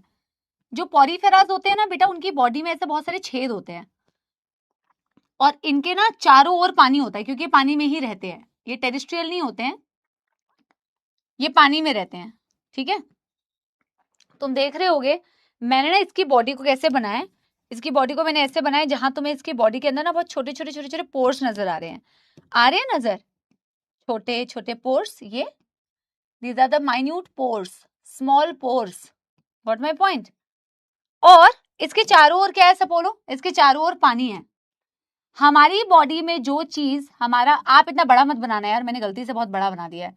हमारी बॉडी में जो चीज हमारी ब्लड कर रही है, हमारी लिम्फ भी कर रही होती है कहीं ना कहीं, इनके पास ऐसे कोई स्पेशलाइज्ड फ्लूइड्स नहीं है यार. तो इनके बॉडी में भी तो ऑक्सीजन आ रहा है, इनके बॉडी में भी तो न्यूट्रिएंट्स आ रहे होंगे. तो किसके थ्रू आ रहे हैं बेटा? जितने भी, मान लो ये न्यूट्रिएंट्स है, मान लो ये बना रही हूँ, न्यूट्रिएंट्स है, गैसेस है, ये सारी चीजें बेटा इनकी बॉडी में इसी पानी के थ्रू आ रही है. This is the surrounding water, this is the surrounding water. Okay. And through this surrounding water all the, मान लो न्यूट्रिएंट्स, गैसेस, इनकी बॉडी में बहुत सारी ये जो छेद होते हैं ना छोटे छोटे, इनको बोला जाता है ऑस्टिया. आपको इन नामों से घबराना नहीं है अगर कोई पहली बार पढ़ रहा है यार, ठीक है ना. मैं पढ़ाऊंगी ये सारी चीजें यार डिटेल में, एनसीईआरटी ने दी हुई है, तो मैं डायग्राम के थ्रू बताती हूँ, इसलिए बता रही हूँ. These are the minute pores, ठीक है ना. छोटे छोटे पोर्स होते हैं, पोर्स से ही तो नाम उनका आया है पॉरीफेरा, ठीक है ना. इन्हीं बेटा माइन्यूट पोर्स के थ्रू ये पानी से होते हुए चीजें इनकी बॉडी में इस कैविटी के अंदर एंटर करती है. फिर बेटा चीजें सर्कुलेट करती है, जो भी चीजें होना होता है. ओके. न्यूट्रिएंट्स, गैसेस एंटर, और एग्जिट होना होता है किसी भी बेटा प्रोडक्ट को, तो इसी पानी के थ्रू बेटा वो एग्जिट करती है। एग्जिट के लिए एक इनके पास दरवाजा होता है जिसे ऑस्क्यूलम बोलते हैं। पर आपको ना अभी एनिमल किंगडम नहीं पढ़ना है, तो इसे आपको जरूरी नहीं है कि आपको ये नाम मालूम हो। आपको इनके ऑस्टिया, ऑस्क्यूलम, इस दरवाजे को बोला जाता है ऑस्क्यूलम। तो आप एनिमल किंगडम नहीं पढ़ रहे हैं तो कि ये कि मैम हमें इनके नाम मालूम होने चाहिए, नहीं, आपको बस ये मालूम होना चाहिए कि इनके पास ना कोई मतलब स्पेशलाइज्ड फ्लूइड नहीं है, बस ये मालूम होना चाहिए आपको। इन ऑस्क्यूलम, ऑस्टिया, इससे मतलब नहीं है। मुझे पता है बहुत सारे बच्चे जानते होंगे क्योंकि बेसिक्स है एनिमल किंगडम के, आपको मालूम भी होगा शायद आपने अगर एनिमल किंगडम पढ़ा है। और मेरे साथ मैंने तो एनिमल किंगडम इतनी बार पढ़ा दिया है, अब मुझे मालूम हो सकता है पता भी हो, लेकिन जिसको नहीं मालूम है बेटा उनके लिए बोलियो घबराना नहीं है। ऑस्टिया, ऑस्क्यूलम, तो छोटे छोटे छेद होते हैं इनकी बॉडी के साइड में जो एंट्री के लिए होते हैं, वहां से एग्जिट नहीं होती है। तो आसपास जो पानी है वही सराउंडिंग वाटर से सारी चीजें इनकी बॉडी के अंदर बेटा स्पेस के अंदर एंटर करती है, चीजें सर्कुलेट करती है, और कोई भी चीज का एग्जिट होना है, एग्जिट के लिए बेटा एक ओपनिंग होती है जिसे ऑस्क्यूलम कहते हैं। और आज की आखिरी लाइन अगर हम लिखेंगे कि higher vertebrates utilises, higher vertebrates बेटा they utilises special fluids, higher vertebrate utilises special fluids या specialised fluids for transport of nutrients and gases। और हमारा जो स्पेशलाइज्ड फ्लूइड है उसमें बेटा क्या आता है, उसमें आता है मेनली हमारा blood. Blood is main circulating fluid, पर ब्लड के अलावा भी हम एक फ्लूइड के बारे में पढ़ेंगे जो ब्लड से ही फिल्टर होके बनता है, दैट इज बेटा lymph. Okay, that's it, that's it. Okay, P Y Q करा दिए, सारी चीजें करा दी यार, सारी चीजें हो गई हमारी ना। अच्छा, पीवाई क्यू क्लास में करा देती हूँ ना तो थोड़ा मेरे को भी लगता है मेरे साथ तुमने कर लिया होगा। और रिवाइज भी आज हमने काफी टाइम देके किया है लास्ट क्लास का। Okay, everybody done? तो आज की क्लास की समाप्ति कर दें फिर, क्या कहती है सपोला आर्मी? एक दिन दिल की राहों में अपने लिए जल उठेंगे, मोहब्बत के इतने दिए मैंने सोचा न था। लीडर बोर्ड देखना है? क्यों, 7 करोड़ रुपए मिलेंगे लीडर बोर्ड देखने से? देखो चलो लीडर बोर्ड देखते हैं। निमृत, और ये नाम बताना बेटा एक बारी मेरे को। जारा, तिहान, कौशिकी, शुभ्रा, यश, नमन, चिराग एंड मुस्कान। मुझे ये वाला नाम बता दो इधर। हाँ, वो वाला नाम बता दो।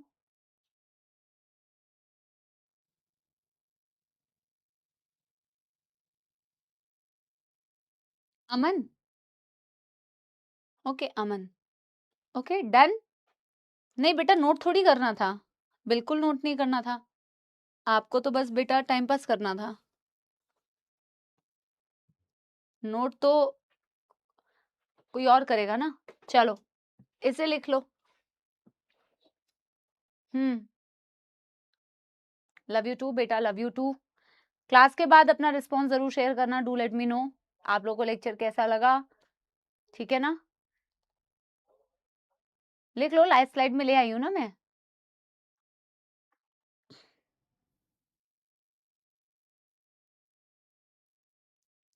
डन।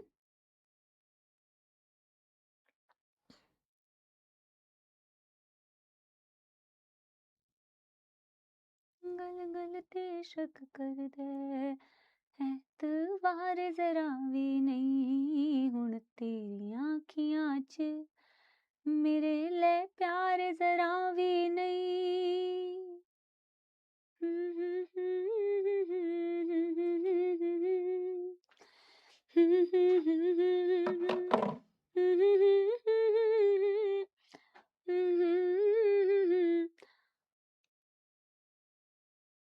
ये देखो, ये इनका डाउट है।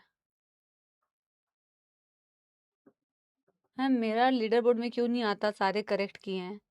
कॉकरोच में भी ऑस्टिया होते हैं, होते होंगे बेटा, कॉकरोच में भी ऑस्टिया, तो क्या हो गया? अब what is the work of fat bodies? ये क्या बोल रहे हो आप? यहाँ कौन सा डाउट है ये? आर्थराइटिस, पोलन ग्रेन से आर्थराइटिस होता है बेटा? रियली? क्या कौन सी आर्थराइटिस पढ़ लिया? What is lymph? लिम्फ पढ़ेंगे आगे बेटा। ब्रोंकाइटिस, आइटिस का मतलब होता है इन्फ्लेमेशन। स्पेसिफिकली बेटा ब्रोंकाई के वॉल में इन्फ्लेमेशन हो गई है, तो सिर्फ इन्फ्लेमेशन के लिए आइटिस वर्ड यूज करते हैं, ठीक है ना? थैंक यू सो मच बेटा। टारगेट एम्स ऋषिकेश, गूगल पर आंसर मिल जाते हैं, बट आप जैसा सिंपल और क्लियर एक्सप्लेनेशन इंटरनेट पे नहीं मिलता है। बहुत बहुत शुक्रिया बेटा, बहुत बहुत शुक्रिया यार। ऑस्कुलम से एंट्री नहीं हो सकती, ऑस्कुलम से एंट्री नहीं होती है। ब्लड क्या होता है बेटा? Oh my God, what is brain यार? ब्रेन क्या होता है बस ये बता दो। वर्टिब्रेट का मीनिंग क्या होता है बेटा? Animal kingdom. वर्टिब्रेट्स एक सब फाइलम है यार।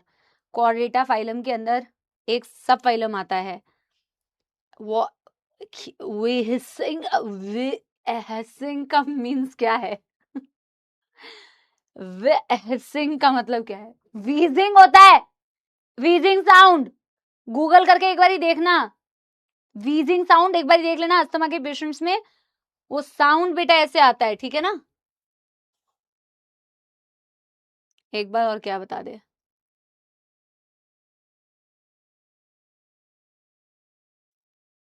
एटीपी कैसे प्रोड्यूस होता है बेटा? एटीपी उस कैटाबॉलिक रिएक्शन से प्रोड्यूस होती है, और तुम हो सकता है बॉटनी में इस चीज को डिटेल में पढ़ो। अब बताओ, ये डाउट्स खोलने का मतलब बनता है कोई? कह रहा है दिव्यांश सेकेंडरी oocyte और ओवम में डिफरेंस बताओ और प्लॉइडी, इसलिए दिव्यांश सिलेक्शन नहीं हो पाता है। That is the reason. Selection ना होने का रीजन तो ये मैं बता सकती हूँ कि चल कुछ रहा है, पूछ कुछ रहे हो, ठीक है ना? ओ माय गॉड, चलो भाई क्या ही बताए। अब चलो गाना सुना देते हैं हम आप लोगों को, फिर आप लोगों को टाटा बाय बाय करते हैं, ओके? क्या गाना सुनाए अब? वो सुना दूं, एक दिन आप यूं हमको मिल जाएंगे। आदत क्या होती है? दिल की डाली पे कलियां सी खिलने लगी, जब निगाहें निगाहों से मिलने लगी, एक दिन।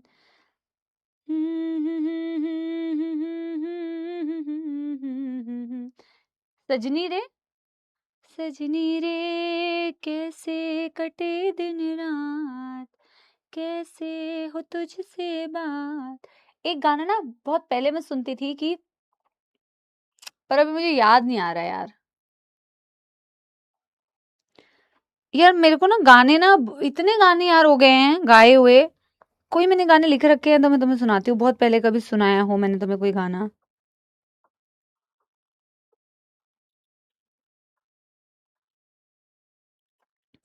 दिल तेरे बिन कहीं लगता नहीं। एक गाना सुनाती हूँ, रोज रोज आंखों तले, ओके? जब से तुम्हारे नाम की मिश्री होठ लगाई है, मीठा सा गम है और मीठी सी तन्हाई है, जब से तुम्हारे नाम की मिश्री होठ लगाई है, मीठा सा गम है और मीठी सी तन्हाई है, रोज रोज आँखों तले एक ही सपना चले, रात भर काजल जले, आँखों में जिस तरह ख्वाब का दिया जले, रोज रोज आँखों तले। एक गाना साथ में सुनाती हूँ, तूने सुना है? नैना बरसे रिम झिम रिम झिम। तुम कहाँ ही ये गाने सुने होगे यार तुमने यार, हैं जेनजीज। मैंने कुछ कुछ गाने लिख के रखती हूँ मैं कि तुम्हें सुनाऊंगी, बट वो सारे गाने पुराने हो गए हैं ना। तुमसे मिलके ऐसा लगा, तुमसे मिलके अरमा हुए पूरे दिल के, ऐ मेरी जाने वफा, तेरी मेरी मेरी तेरी एक जान है, साथ फेरे रहेंगे सदा, तुमसे न होंगे जुदा, तुमसे मिलके ऐसा लगा, तुमसे मिलके अरमा हुए पूरे दिल के।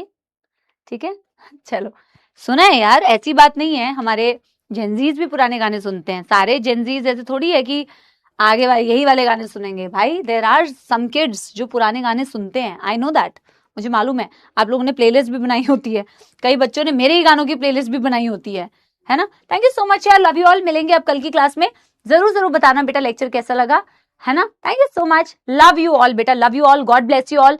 पढ़ाई करते रहो, मेहनत करते रहो, डिस्ट्रैक्शन से दूर रहना है, ओपिनियन ज्यादा देनी नहीं है, पढ़ने के पॉइंट ऑफ व्यू से आना है बेटा, यही सेम कंटेंट पढ़ना है, यही this is the content that is going to get you guys into the medical college, going to help you score 180 on 180। PYQs देखते हो, कंटेंट देखते हो, एवरीथिंग इज देयर। जो चीज लैकिंग होती है वो अपनी खुद की तरफ से किए हुए बेटा इनपुट्स और एफर्ट्स, वो कम नहीं होने चाहिए बेटा। जिस दिन वो कम हो जाएंगे, यहां से कोई चीज कम नहीं होती है, नेवर। यहाँ की मेहनत, यहाँ का कंटेंट, यहाँ की कोई भी चीज में कमी नहीं होती है बेटा, ठीक है ना। सो आपको अपनी तरफ से कोई कमी नहीं रखनी है। Thank you so much, love you all बेटा, मिलते हैं अगली क्लास में, तब तक के लिए बाय बाय, पढ़ाई करते रहो, लव यू।